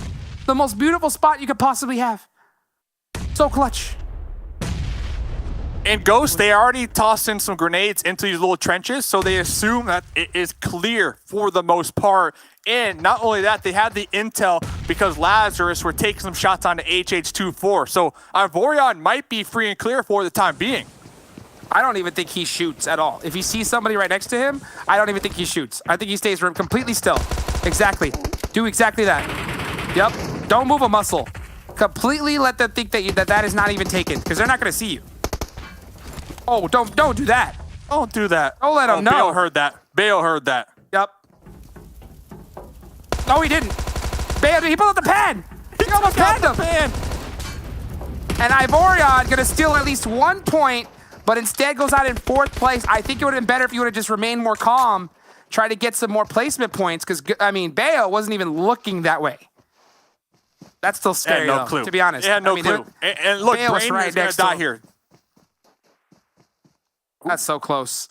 That's a tough one. Still a GG, though. I mean, that's huge honestly, GG. Bunch of kills, high placement points. That is exactly what they needed this game. Well, here we go. To finish things off here at match number 4, Ghost going for 10 chicken dinners. Lazarus, they have gone up against Ghost towards the end majorly, and I guarantee you these guys got some really, really big egos. They want to take out Ghost here towards the end. They want to show that they are one of the top teams in this lobby. They have 4 versus 3. They have no excuse to lose this one. Ghost needs to get a grenade. They need to get a knock onto Lazarus to kind of level the playing field. That's a must. We're going to start to see these smokes. Telly M249 right here on the other side of the hill. Going to be the blocker to Ghost Gaming as they look to reposition. Zone's going to be pushing here very shortly. Ghost, I mean, completely grouped up. One nade behind that, and it's all over for them. Sixless, I guarantee you, wants this chicken dinner. If he wins this, there'll be 5 chicken dinners for Lazarus, $5,000 they'll get, tying with his ex-roommate, XIGL, Juicy, with XSET. So that'll be the second most chicken dinners in the entirety of this PMPL Super Weekends. Ghost, though, trying to hit the double digits. You throw the pan? Lazarus, though, they have all the angles. Like, Ghost, they have this hard cover, but they're going to have to move very shortly. Lazarus are spread out. They have every single possible angle. It's going to be tough. It should be, I mean, this should be in the bag for Lazarus. I mean, they're just slowly just tightening that vice onto them. Getting those angles. Sixless said, all right, I'm tired of waiting. I'm sending this. Trying to find a spot up this hill. Oh, he's going to see him. Peeks back. Almost baiting him out. Beautifully done. Baited him out beautifully. It looks like it's all oh, I mean, not to mention the M249. This one's in the bag. Goodbye, Ghost Gaming. Hello, Lazarus. I put it on Twitter, right? How much bread was Sixless going to get here in the last final Super Weekend? Well, there's $1,000. Still one more game to go. YouTube title. 1v Ghost right there. I got killed Ghost PMPL. There's the YouTube title right there with the montage in the bucket. $5,000 all together. We still got one more game to go, so Lazarus can get another $1,000. But honestly, like Jukes, like looking back at it, I know we have the eye in the sky. What would Ghost have to have done to realistically make it on out of that hard cover alive, in your opinion? The only thing they could have done is if they still had smokes towards the end, they would have to throw them a little bit more offensively to block out their sight line. So it can't be on top of them because they're not going to do anything from that position. They had to throw almost a little bit of a wall like this and then literally send all 3 on one side and just hope for the best. That's really the only thing they could have done because Lazarus, they were set up beautifully. They were preparing for that. But at the same time, if you hit some nice shots, get a good couple of knocks really quickly, I mean, you could definitely pull that one out. But to each their own. Ghost, 14 ton of kills. Yeah, ton of kills. 14 kills. I mean, in second place, it's crazy. But the difference is, I mean, I think that with 14 kills, I think they almost tied with Lazarus in points, like overall. But guess what? The difference between first and second, yeah, it's a few points, but it's also $1,000, man. And Lazarus, that's exactly what they got.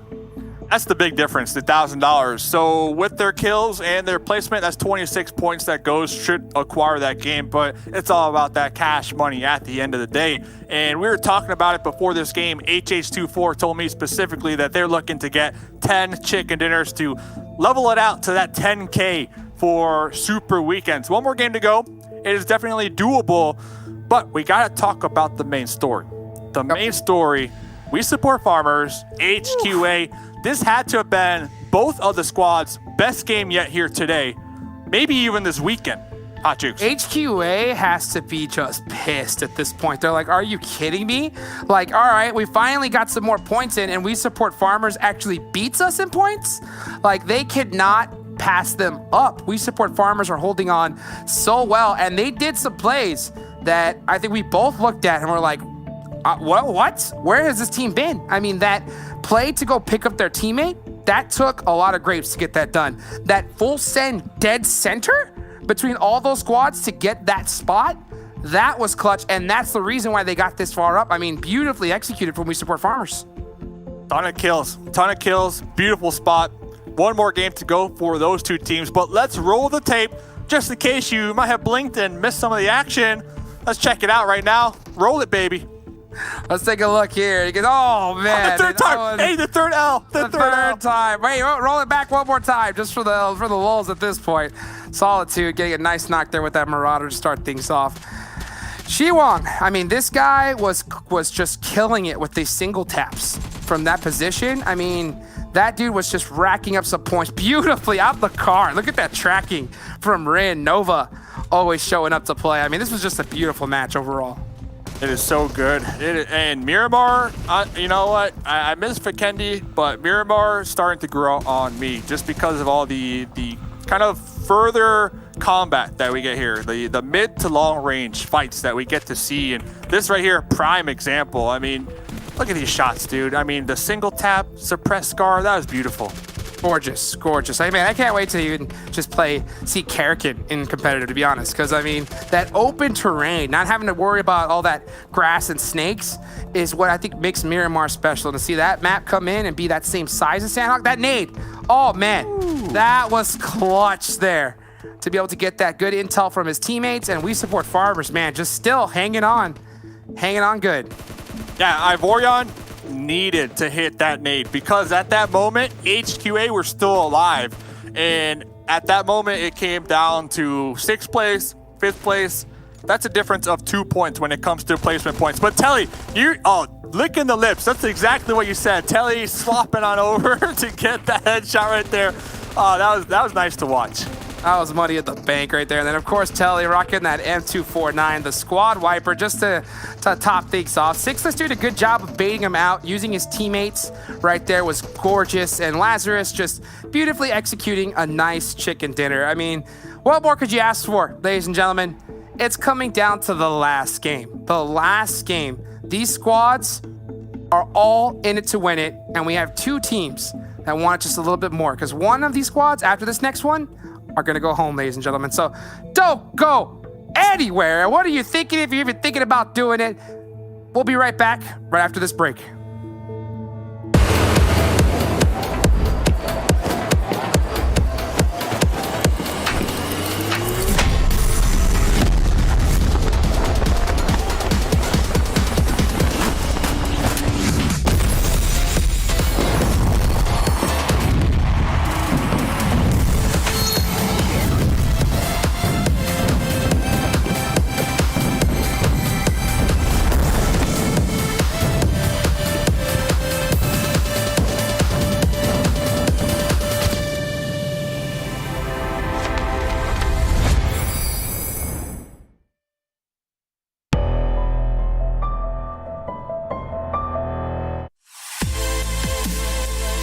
The OnePlus 9 Pro. The OnePlus 9 Pro. Oh my god, this phone feels incredible. The best processor, 120 hertz, 12 gigs of RAM, and a Hasselblad camera. What more could you want? The HyperTouch on this bad boy is phenomenal. The best model of OnePlus phone I have used to date. This feels really good. And HyperTouch basically makes response time on this thing when you're gaming next to instant.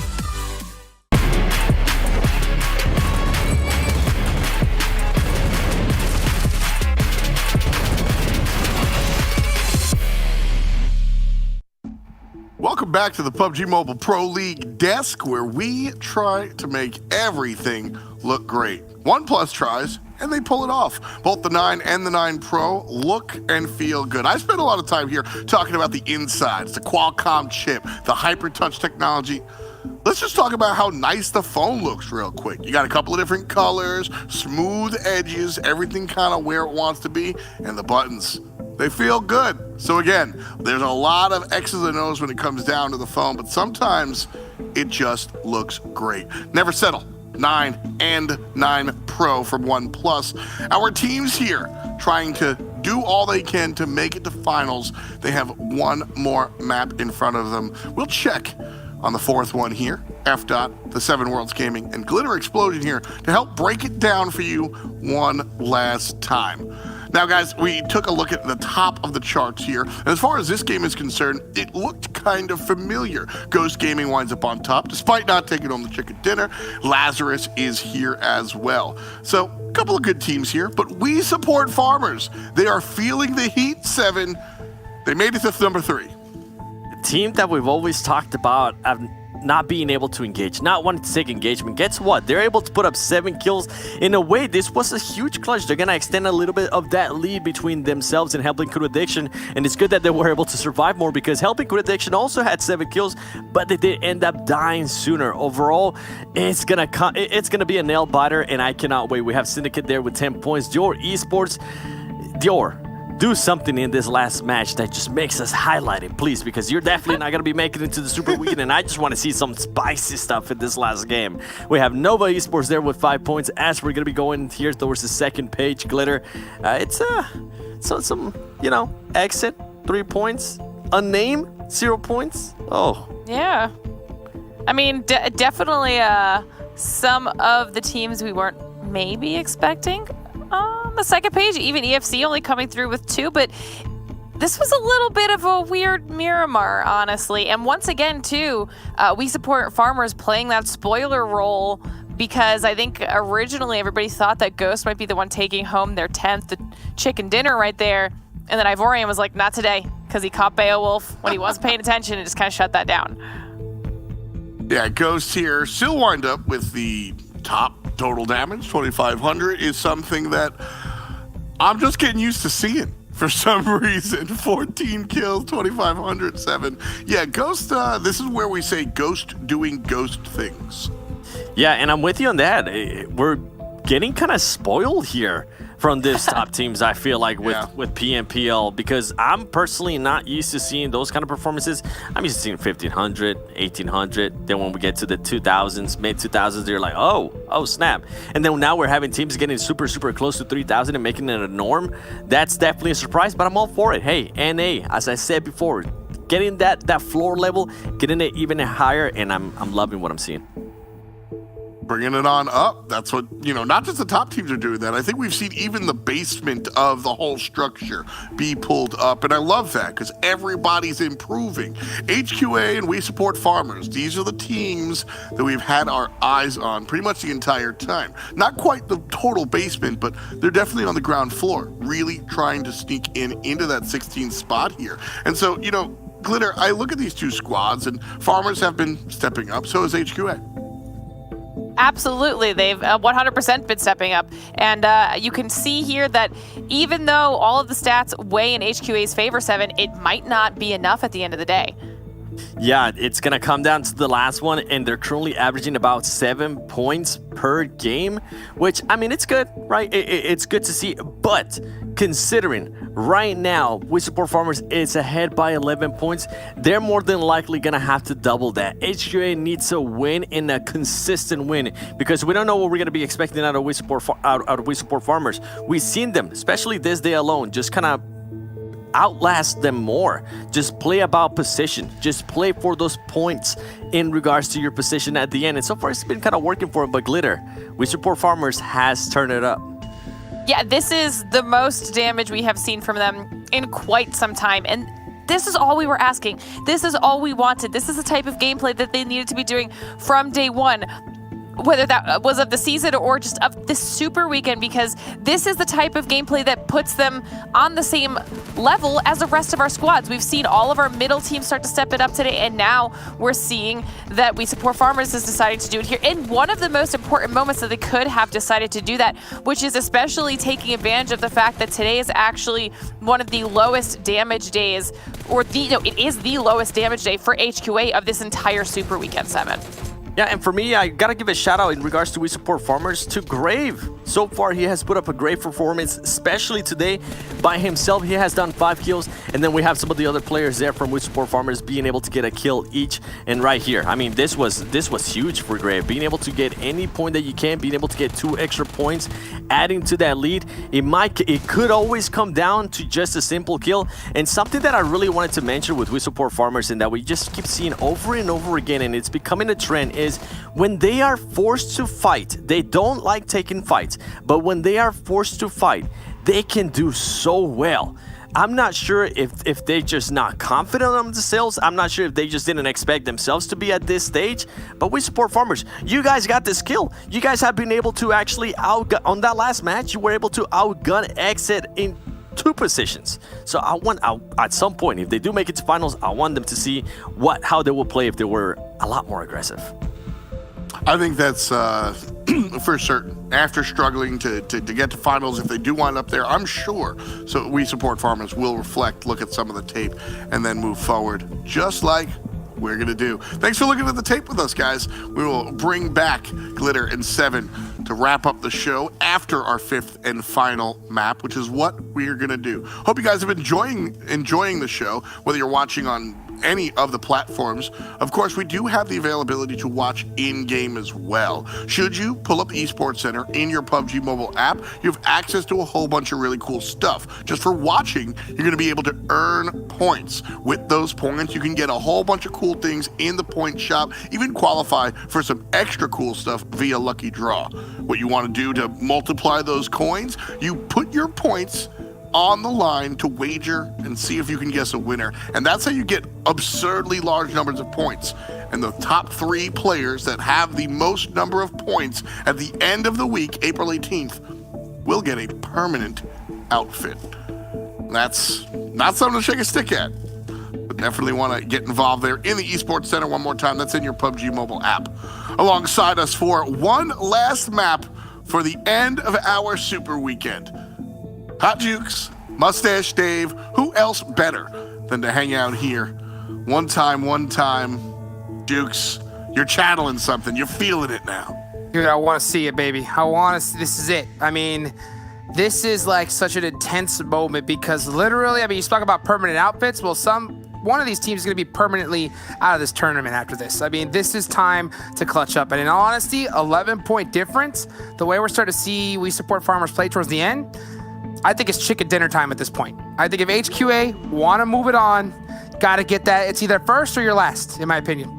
All right. Mustache Dave, two-time. Talk to me. You thinking the same thing? Farmers doing it? I'm going to go with HQA, just so I could be that dude, that dude looking at the other team. I like both teams. But Jukes, has been that shining star for We Support Farmers. I'm going to be on HQA's side today just because, talking to the players, they really believe that they can pull it off here. And this is the game. I mean, 11 more points, one more game to go. This is like every single tournament, Jukes. It always comes down to the last game for some teams. Dude, last one, I mean, between Aphelion and We Support Farmers, it wasn't a 1-point difference. It was basically a 1-second difference. Literally, the team that outlasted each other, and they died within a second of each other, moved on. Aphelion went home here. I mean, my eyes were going to be glued to this screen. We Support Farmers, HQA, who's going to make it? Yeah, I feel that. I mean, not that you should ever take off a map, because every single map that we do here is good, but this one, extra special. Hope you already got your drinks and your snacks, because this one is literally to get to finals. Who's going to make it? We will have an answer for you after the map. For now, let's jump in. Dave and Jukes, fly us away. Let's go, baby. Last match. It's clutch time. I want to see these teams get it done here, Dave. Both of them. I want to see it come down to the wire. HQA, though, they got to get it done a lot better than We Support Farmers because they got some making up to do. It's Erangel. Last match. Let's get it. 30 minutes. 30 minutes. And one of these teams are going to continue on to the next round to continue following their dreams and aspirations of becoming and remaining, staying a top player, a competitive player for PUBG Mobile. A lot's on the line. 11 points might not seem like a lot, but the pressure, Hot Jukes, the pressure, this game. What are your thoughts, man? What are your thoughts if you're one of these players right now? Schmom spaghetti, bro, at this point. I mean, you got to definitely be feeling it. That's for sure. I don't care who you are, even if you're one of the top teams in the world. If you're in this kind of situation, you're definitely going to feel those nerves. It's just who's got those nerves of steel, Dave. That's the tough part here when it comes to competitive PUBG Mobile, and I know that for a fact. You can have a team. You got to remember, all these squads, this is for a lot of these teams, it's months in the making. Months of practice, working on synergy, working on different efforts, many hours. And this is to be able to live your dream, to be a competitive mobile gamer. And it's all going to come to an end for one of these squads here. And we'll have to see who's going to be able to just get it done. Who is going to be able to be clutch?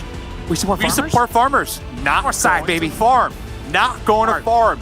That is great. That is the call. That is exactly what EFC, they need to do. They know EFC drops here. No. Oh, it's Averni? Oh, this is risky. No. This is risky. Here's the problem. Here's the problem. When it comes towards the end, here's what I was about to say earlier on too. It's just, you have teammates that put so much work in. HQA with Mezexis. Jiwang has to get it done 1v2. It's only one building. They may not have a lot of loot here, so he can definitely get it done. The problem is, Dave, you can practice all you want, but you can't practice clutch. He's might be able to catch him. He's got the AK. That's a free point. Easy. Catches revenge. Jiwang and the rest of his team are going to come and help him out because they have to. Cross, does he have a gun? I'm not too sure.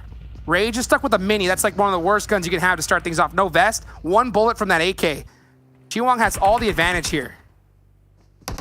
Yeah, it looks like the teammates from Mezexis, the duo in the buggy out there, saying, see you later, Rage.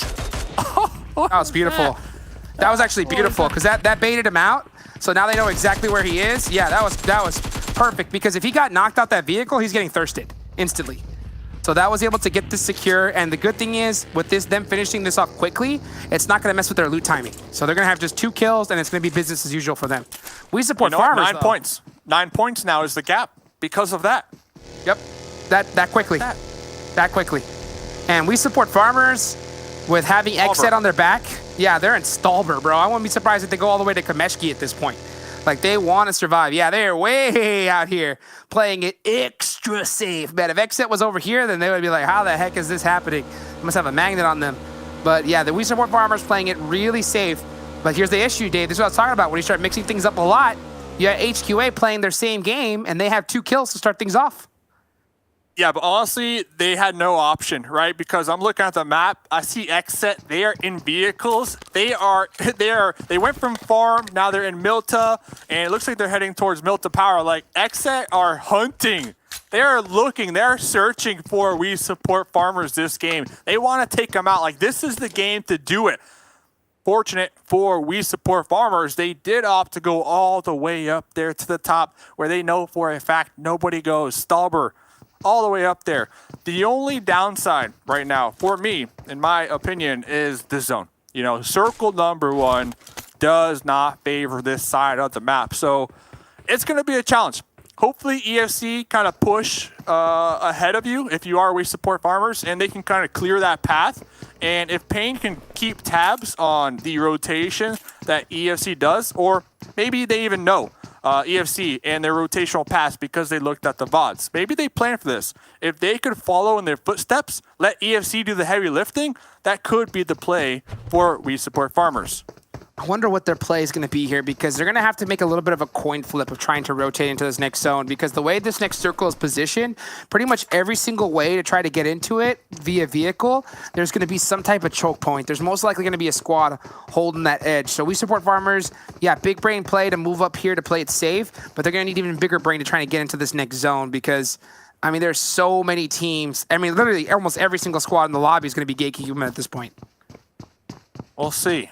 We'll see. Now, that gap, 16th position, 9 points. 9 That's points. easily passable.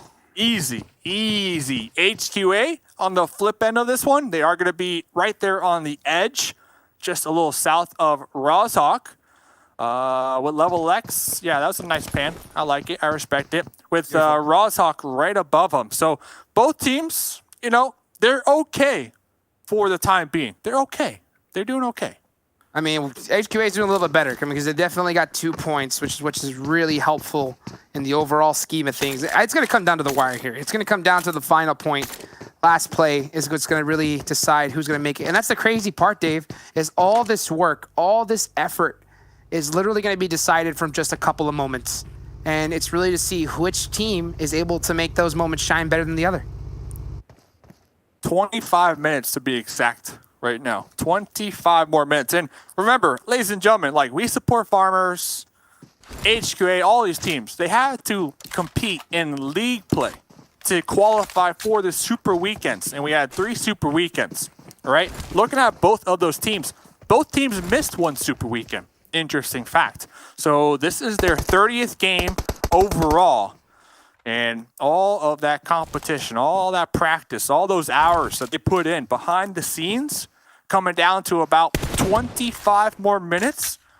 I mean, I can't even wrap my head around it, Hot Chicks. Man, it's going to be gut-wrenching for the team that doesn't make it on. But that's the name of the game, and this is what happens when you miss out on a super weekend. If either of these teams made it into all 3, they wouldn't even have to be sweating this by any means. But at the end of the day, they're the 2 teams that ended up missing out on one of them. So HQA doing a nice, beautiful rotation here. Luckily for them, there is nobody taking this position. So they're going to have it pretty well locked down. AZ is going to have that little ridge, and it's going to be fine for him as long as he doesn't drive straight into them. Yeah, AZ going to go ahead and start sending it away. HQA going to make a nice safe rotation to this next zone. So it has me concerned. HQA, not really leapfrogging when it comes to scouting, and they're right behind Ghost Gaming. Ghost Gaming, if they catch whiff that there's going to be a team right behind them, they're not afraid to pop out their vehicles and take some shots and get involved. So HQA, they need to be really cautious on how far they send it here because they are awfully close to Ghost Gaming. Yes, they are, and it looks like they're going to head on over to this compound here. And luckily for them, it's completely empty. And you're right. I mean, this was a full send push from HQA. They didn't scout that. This was a full send push, blind rotation. And man, dude, they just flipped the coin and it worked out. But Dave, we support farmers. They flipped the coin in the last game and it worked out for them.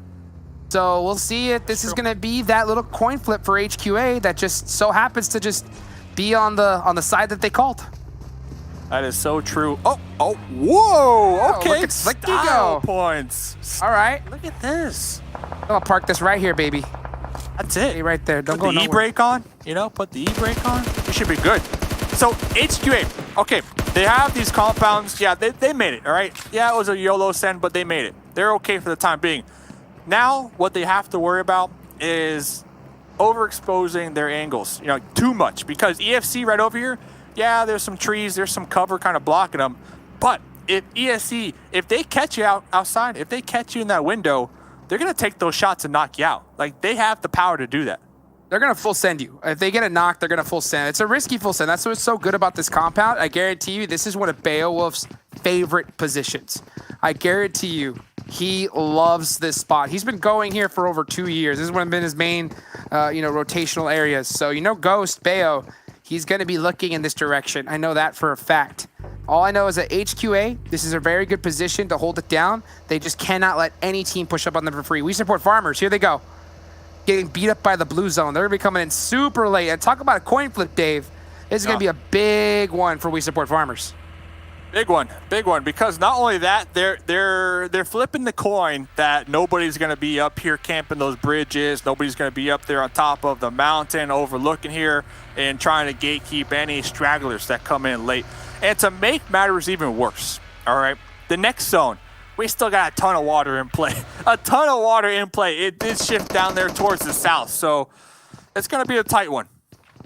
This is what HQA is doing. They're just doing a great job of just keeping all the teams away from them. Not the best zone for them because they're going to most likely have to shift south, but they don't want to take the risk of just moving from this. I don't think I would either, so they're just going to have to hold this compound, and right now it's pure planning phase for HQA. They need to figure out guess where this next zone is going to go, and they need to have the game plan already set for each and every possibility. Exactly. They're mapping it out right now. And what's so interesting to me is where we support farmers. Where are they going to opt to be that entry point into the zone? Because there is a possibility that they send it near HQA, who are the pretty much only team up here to the north right now.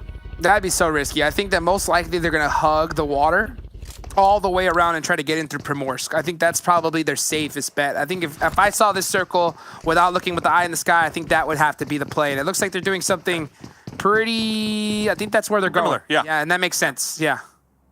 And fortunate for them, Dior is the team ahead of them doing that same thing. So if there was a team that I wanted to fight, hey, I might say Dior, right? I'm just saying. Oh, without a doubt.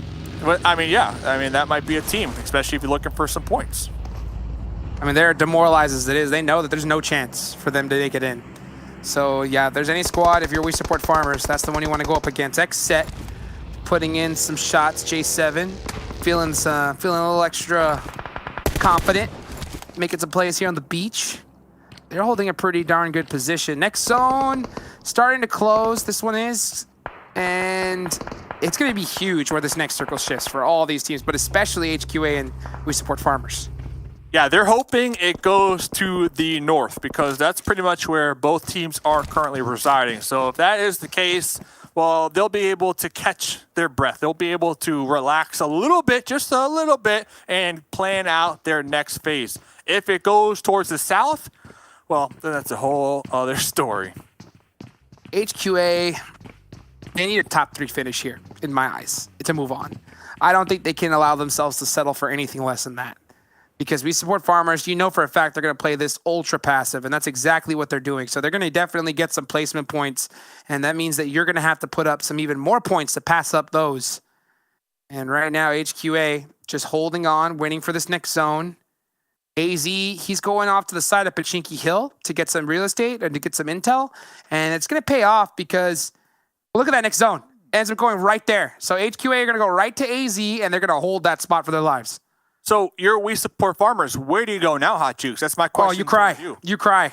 You literally cry. I mean, that's the worst zone that you could have probably had if you're We Support Farmers. At the end of the day, We Support Farmers were blessed in the last game, Dave. We have to say that. This time, they're not. So let's see if they're going to be able to still get it done. Because at the end of the day, Dave, if you want to be a championship team, you want to be one of the top teams, you have to show that you could still be able to get some good points when you do not get a zone. And right now, We Support Farmers. This is the challenge. This is right here. We're going to find out if they can or not. Over there in the swamps. On a positive note, though, they do have 4 vehicles, so they do have that utility to work with and use for cover. You know, they can blow it up, use to try to just, you know, boost that sucker over a ledge and just try to get on out of any spray that might occur. But it looks like they're going to be sending it through Quarry. So they're going to be pulling up right behind Syndicate, right behind Dior, and the Unnamed. 3 teams compared to HQA, who are up here on Pachinki Hill by themselves, Hot Jukes. And the thing is, like, below them is nothing but open field. So HQA, they're in a prime location. There's still that plateau next to those yellows, one of my favorite spots. That's wide open. That's the best spot in this game, and it's still for free. No team deciding to take that yet because they already assume that it's taken. I can't blame them. Right now, we're starting to see from the back end. Here's the We Support Farmers. I mean, they are trying to figure it out. I mean, look at this. Just zigging and zagging all along the zone, just trying to make it in there somehow. But, I mean, literally the entire edge is all covered. They heard the shots. They said, nope, nuh-uh. No, we are not sending it that way. And I like how they're playing this one slow. I mean, they got the blue zone pretty much towards their back. They're driving up a little bit. They're pumping the brakes. They're looking around, seeing if anything looks out of place, if there's a vehicle, maybe a trap set up, and then moving on from there. So playing this nice and slow. They're starting, though. I'm telling you, they're starting to slowly work their way towards HQA, though. And that's going to be a fight if that happens. I was about to say, that's exactly what might just happen because that makes most sense rotationally. And for We Support Farmers, to be honest, this is exactly what they have to do. I mean, considering that their drop location was so far away, and with these zone shifts, this is really the only play that they can make. They have to just play it slow, you know, leapfrog little by little. Oh, they're going to have to go up against EFC, though. Oh, yeah, they said forget it. No, they're like, eject, get out of here. Razor, the last one there. EFC realizes it. Are they going to catch him? They're not. Yeah, We Support Farmers taking 0, and I mean 0 risks here at the end. We saw them toss out some grenades and immediately like, nah, in their vehicle. And they're very fortunate. Very fortunate. Oh, as I say that, Sleepless, PassionFruit over here, gonna have the opportunity to take some shots. The next zone, no! Oh my goodness! The toxicity, the plateau still available. So that's going to be a spot that's free, and Mezexis or HQA can take it. And HQA is going to have sight lines on that area, so they should be able to make that rotation. And it's all open field. They still should be able to with a vehicle. I wonder if they're going to do it. If they do, they're going to be set up. Yeah, they're in vehicles now. Mezexis is going to be sending it in the same direction. Who's going to win to that spot? That's going to be huge. Dude, EFC steamrolled PassionFruit. That almost would have been We Support Farmers, but they pulled off that one. So that plateau, you talked about it. It's open, but Mezexis are already in their vehicles starting to reposition. One member from HQA doing the same exact thing. We Support Farmers, HQA, they are about 500 to 400 meters from each other right now this game. This is the worst zone for them. They were hoping that it would have gone north. If it would have gone north, HQA would have been sitting pretty, but neither of these teams are going to catch a break here. And Chiwang getting completely stuck out in the open. That is all I'm looking at is the map, because those are the two teams that really, really matter. You can see it here on the right, ladies and gentlemen. Ivorian all the way over. Looks like he might secure that spot. He's going to hold it down, but he's going to get shot out by HQA. Once they get the finish, they know it's We Support Farmers. They're going to full send it on him. They have to. Gets to run over. Oh my goodness. The two teams going at it. It's Just Grave. Just Grave, last one up. He's going to go to the shack, and he's going to hold it for dear life here, Dave. Hazy swapping on over to that passenger side to get that knockout. Dior, though, getting involved in the mix. I mean, who would have guessed this squad, going to be the referee right now, is going to be eliminated. That is a blessing for Ivorion because you already know, like you said, HQA, they were going to hunt him down. That 1v1 was so deadly. That 1v1 was so deadly, but it ended up working out for them. So far, HQA have 4 kill points. They need more. They need more, and that is a fact. Right now, we support Farmers, rocking the goose egg kills-wise, but they're still alive, and they're going to be getting some more and more placement points here. HQA, they're in a lot of trouble. They are in a wide-open field. Nova, one of the best teams to shoot from a long range, has them completely covered. They're going to have to pull something out here if they want to be able to make it out alive. So with their kills, HQA now 7 points behind. 7 points behind. And we support Farmers down to 2 members. Grave is alive. So Ivorion was able to pick up Grave. That's good. Beautiful. And they're going to hold the shack. And they're going to hold it for as long as they can. HQA doing exactly what they should. This rotation is the safest one that they could possibly do. But they are sending it way further than I thought they would. It looks like they're going to go for a gas station here. Actually, they're going to go for this warehouse, and it's free. So a beautiful, beautiful rotation there from HQA, working out perfectly. That's 2 pushes this game. Grave! Able to push, but Grave from behind. Oh, popping up that door from the shack, catching. That might be the one. That might be the one, in all honesty, because that might be the play that makes the difference. Because HQA, they need kills and higher placement in order to make it forward. They're going to do everything they can, especially after that kill, to kill We Support Farmers. You can see that. They're shooting all their tires out. Smart. They want We Support Farmers dead. Next zone is going to go in the favor of HQA. The problem is that they're a duo, and every single team is going to want that warehouse, and they're going to get full sent on. So HQA, this duo needs to act like a full squad. They need to be highly aggressive and shut down anybody on the move. And here comes XSET pulling up right to the south over here. And the thing is, like, HQA, they might know We Support Farmers there, but they can't afford to send it. They cannot crash because they still need 7 points. So even if We Support Farmers get taken out right here, that's not enough points. That's just not enough points. They need 7. So We Support Farmers here in this shack to the north by themselves. I don't see them getting pushed anytime soon. No, I mean, that was a beautiful, beautiful rotation for We Support Farmers. I mean, they are really holding on for dear life here. HQA had that gorgeous rotation, but that one shot from Grave took out their 3rd, and that just made things so much more difficult for HQA. Now we can see Ghost getting pushed up by the Unnamed, fully in a shack, We Support Farmer style, but Beowulf, he ain't gonna hesitate to run on out. Bucky with the drop shot, gonna be on point there. Jason pre-firing his teammate, saying, hey, I know you got this, buddy. And they do. It looks like they're gonna get taken out though, right in return by, it looks like, JCR. So Ghost eliminated early. Rip the 10 chicken dinners, Ghost. The Unnamed taking down Ghost, and JCR trying to do the same exact thing to the Unnamed, but the Bucky is on fire. Was able to hit the dirt, but not in time. Fanboys, the last one alive. Nemesis, up close and personal, but the 3rd party from Nova as well. So many teams are fighting for this one shack. So huge. He's going to hit an under toss nade, but guess what? You got to watch out behind you, buddy, because there comes the Unnamed. We Support Farmers still alive. They are at the top. Nobody is pushing their shack. Nobody's pushing HQA's warehouse either. So unfortunately for HQA, they need We Support Farmers to be gone. They need them out, because guess what? If they actually end up near them, they're going to get no placement point advantage, and they're only gonna have to go after 4 kills, which is not gonna be enough.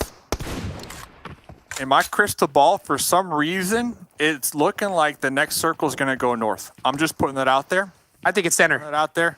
You think it's center? So we'll see. I think HQA is getting this one. Let's see. If it goes north, We Support Farmers. I mean, talk about everything going right for them, because that is clutch if it does. Level X getting annihilated on that push right there. XSET, we're looking at that one. Coops in the dirt, in the grass. Do you drop shot, bro? That's what they just said to Level X. Kill switch, though, looking to take out either Ultra or Coops. They need to be cautious, though, because remember, we got some teams behind you. Next zone goes up, Jukes. You were right. HQA are in it. We support farmers. This is their moment. They need to survive. I don't think you were wrong, Dave. It did end up going to the north, but it just went over to the northwest, just off of We Support Farmers. And you could see they have no more vehicles. They have no more cover. They're going to have to run out in the open. And this is Nova's game to win, without a doubt. But right now, it's about who can get the most points. Can HQA outlast We Support Farmers? They know exactly where they're at. We Support Farmers are completely pinned. So they're most likely going to go out here. To be honest, though, HQA need these kills. They need these points. HQA looking at him. Nova are looking at him. Two teams, but Mezexis getting involved? Where are they going? Batman might be one of these points that HQA need. Yeah, that's free points all day long. That kind of rotation that late ain't gonna work out. HQA still okay. Yeah, instantly. The second he got caught out, memory's done. Ivorian. And the last member, he's gonna just heal up and hold it at this point because he's just trying to get more placement points. Yeah, there goes Grave. 3 first aid, so he's not going to last very long. This is HQA's opportunity. HQA, at this point, they have 5 kills. They're going to need a top 3 finish. They're going to need a top, maybe second place, third? Third's 10 points. That might do it. That might just If they get taken out right here, that's 9 points. If they get taken out right here. Here we go, Grave going for that run, and is done. We Support Farmers done. Done. There you go. Done. So that is it. It's all up to HQA. That warehouse paying off big time. And right now, they are just laughing. They know We Support Farmers are done, and they are hoping that all the other teams just fight each other. HQA don't even want to get in a fight. They're at this point, I think they're completely content with getting a top 3 placement. I'm not sure exactly how many points they need at this point. It's going to be very, very close, though. HQA 5 kills. 4 teams remaining. Juicy's starting to creep up on them. HQA can't get too passive here. They can't let XSET push on them. They can't go out in 4th.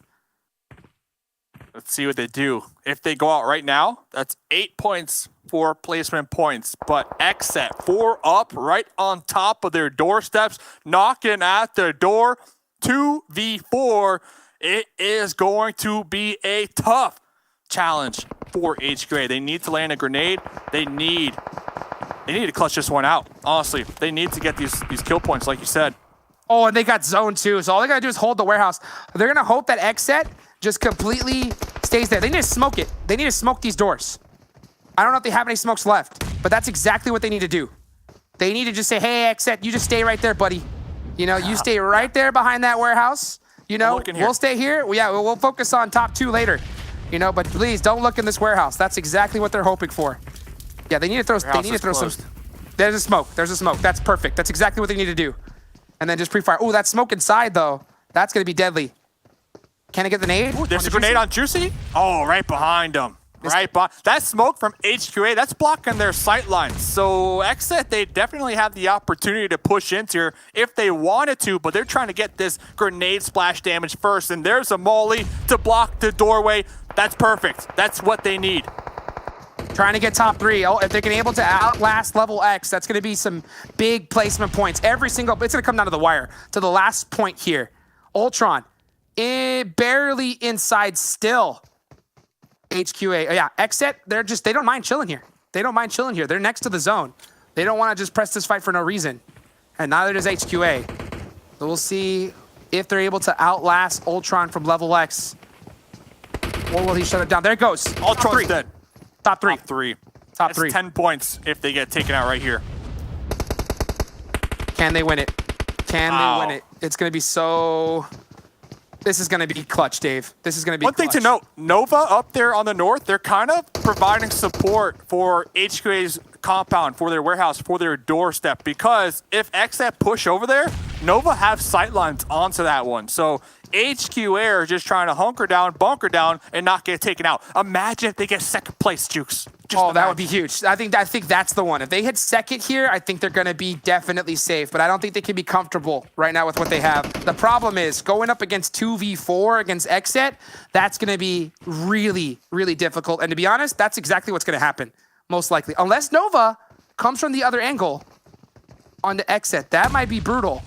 But I'll tell you what, HQA needs to try to get a knock and an instant thirst to at least get 1 point. Nova playing such a big role right here, pretty much watching both of the entrances to this warehouse. This is huge for HQA. They just need to avoid the grenades right now as Rin looking to get a little closer behind this boulder, barrel in hand. Xset though, they're looking to make some moves too themselves, and here they go. Here they go. There goes Shiwong trying to get some angles. He catches one, tries to get two, not gonna do it. Then here comes the rest. Oh, Xset's almost done. Did he get the confirms? No, he doesn't. One last remaining member up. Will Nova go inside or out? That's so brutal. Will that nade catch him? It doesn't. Nova's gonna go on the outside. That is huge for HQA. They got second place. They got second place. Everything went right for HQA. Now they're gonna try to do whatever they can here against Nova. Try to be able to maybe steal a kill. It's all up to Luis. Can you do it against Rin? Can't. Not. That is it. Second place finish from HQA. Oh my good. I have chills. I have goosebumps literally. Like, this is insane. Oh my. We support farmers.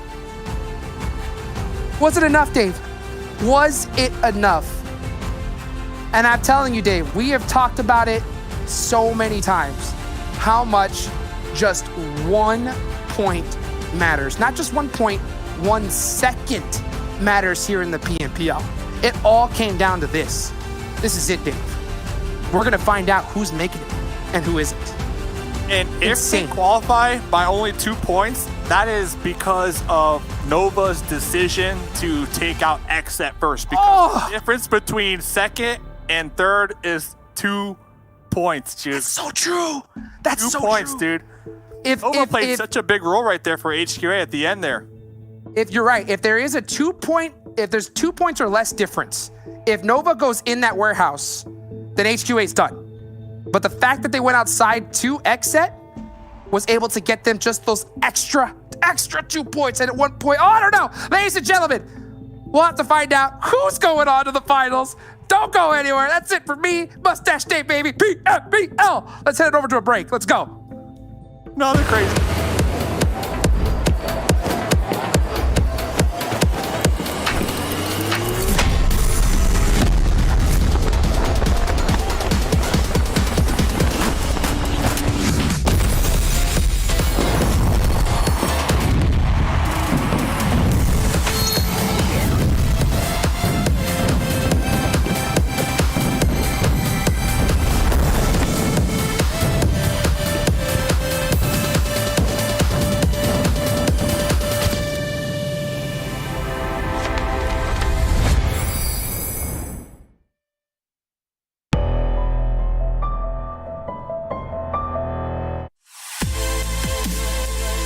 The OnePlus 9 Pro. The OnePlus 9 Pro. Oh my god, this phone feels incredible.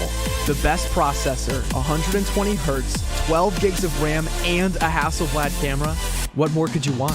The Hyper Touch on this bad boy is phenomenal.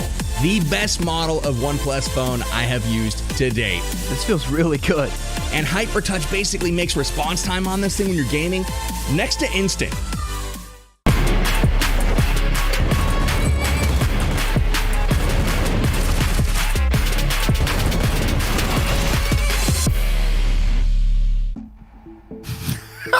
And that's that, folks.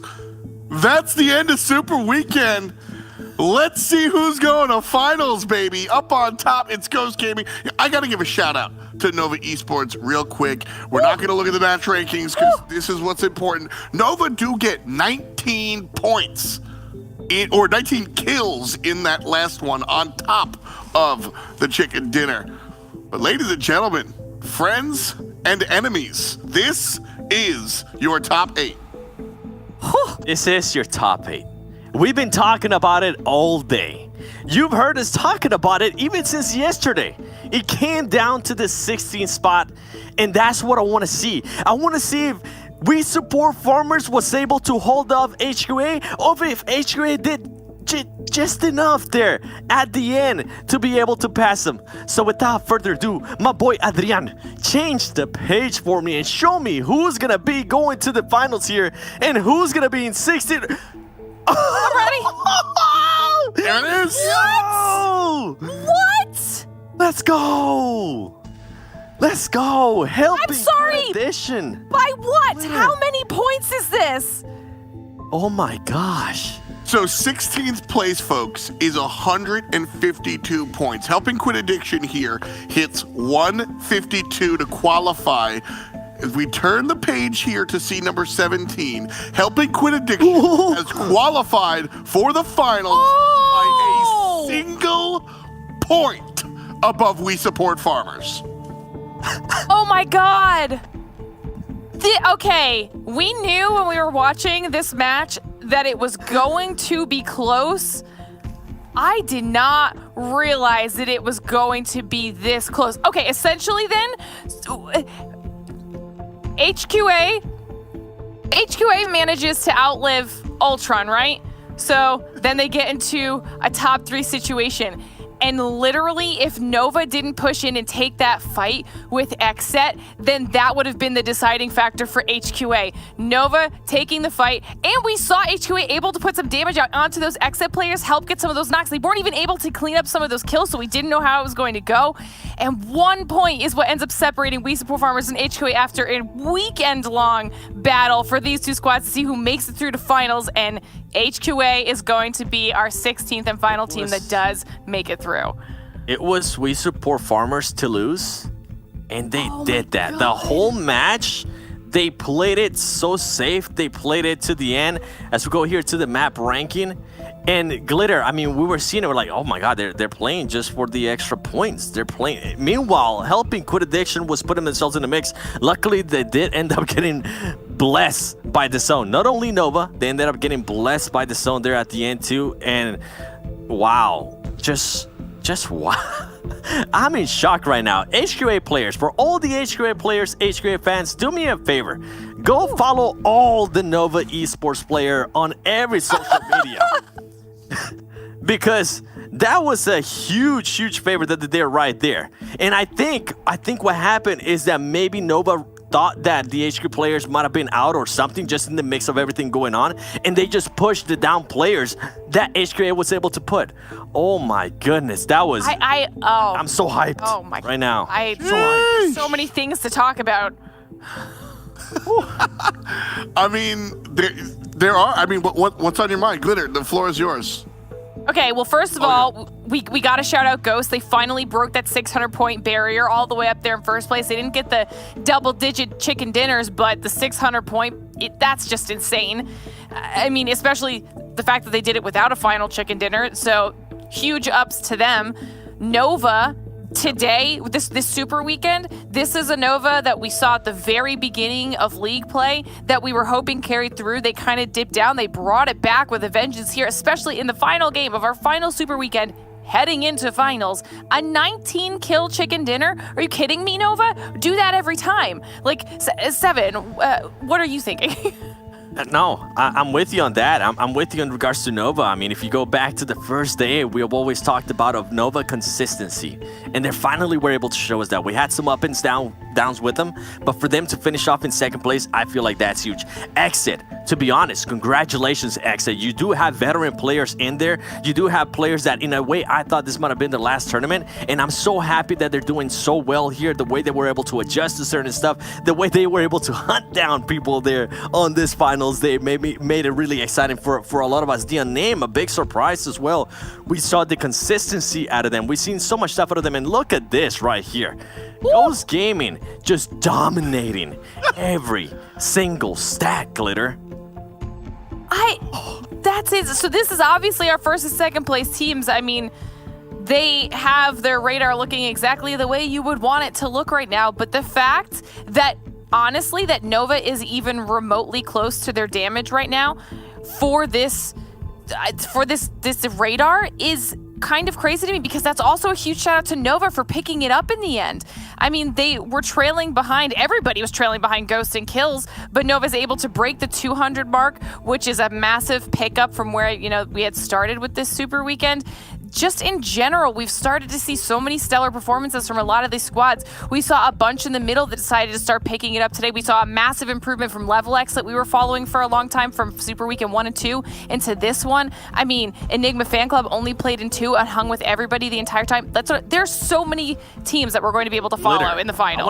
I want to give you an F. This stat real quick. Okay. If EFC would have made it to the first Super Weekend, their average points per game right now are 9.3.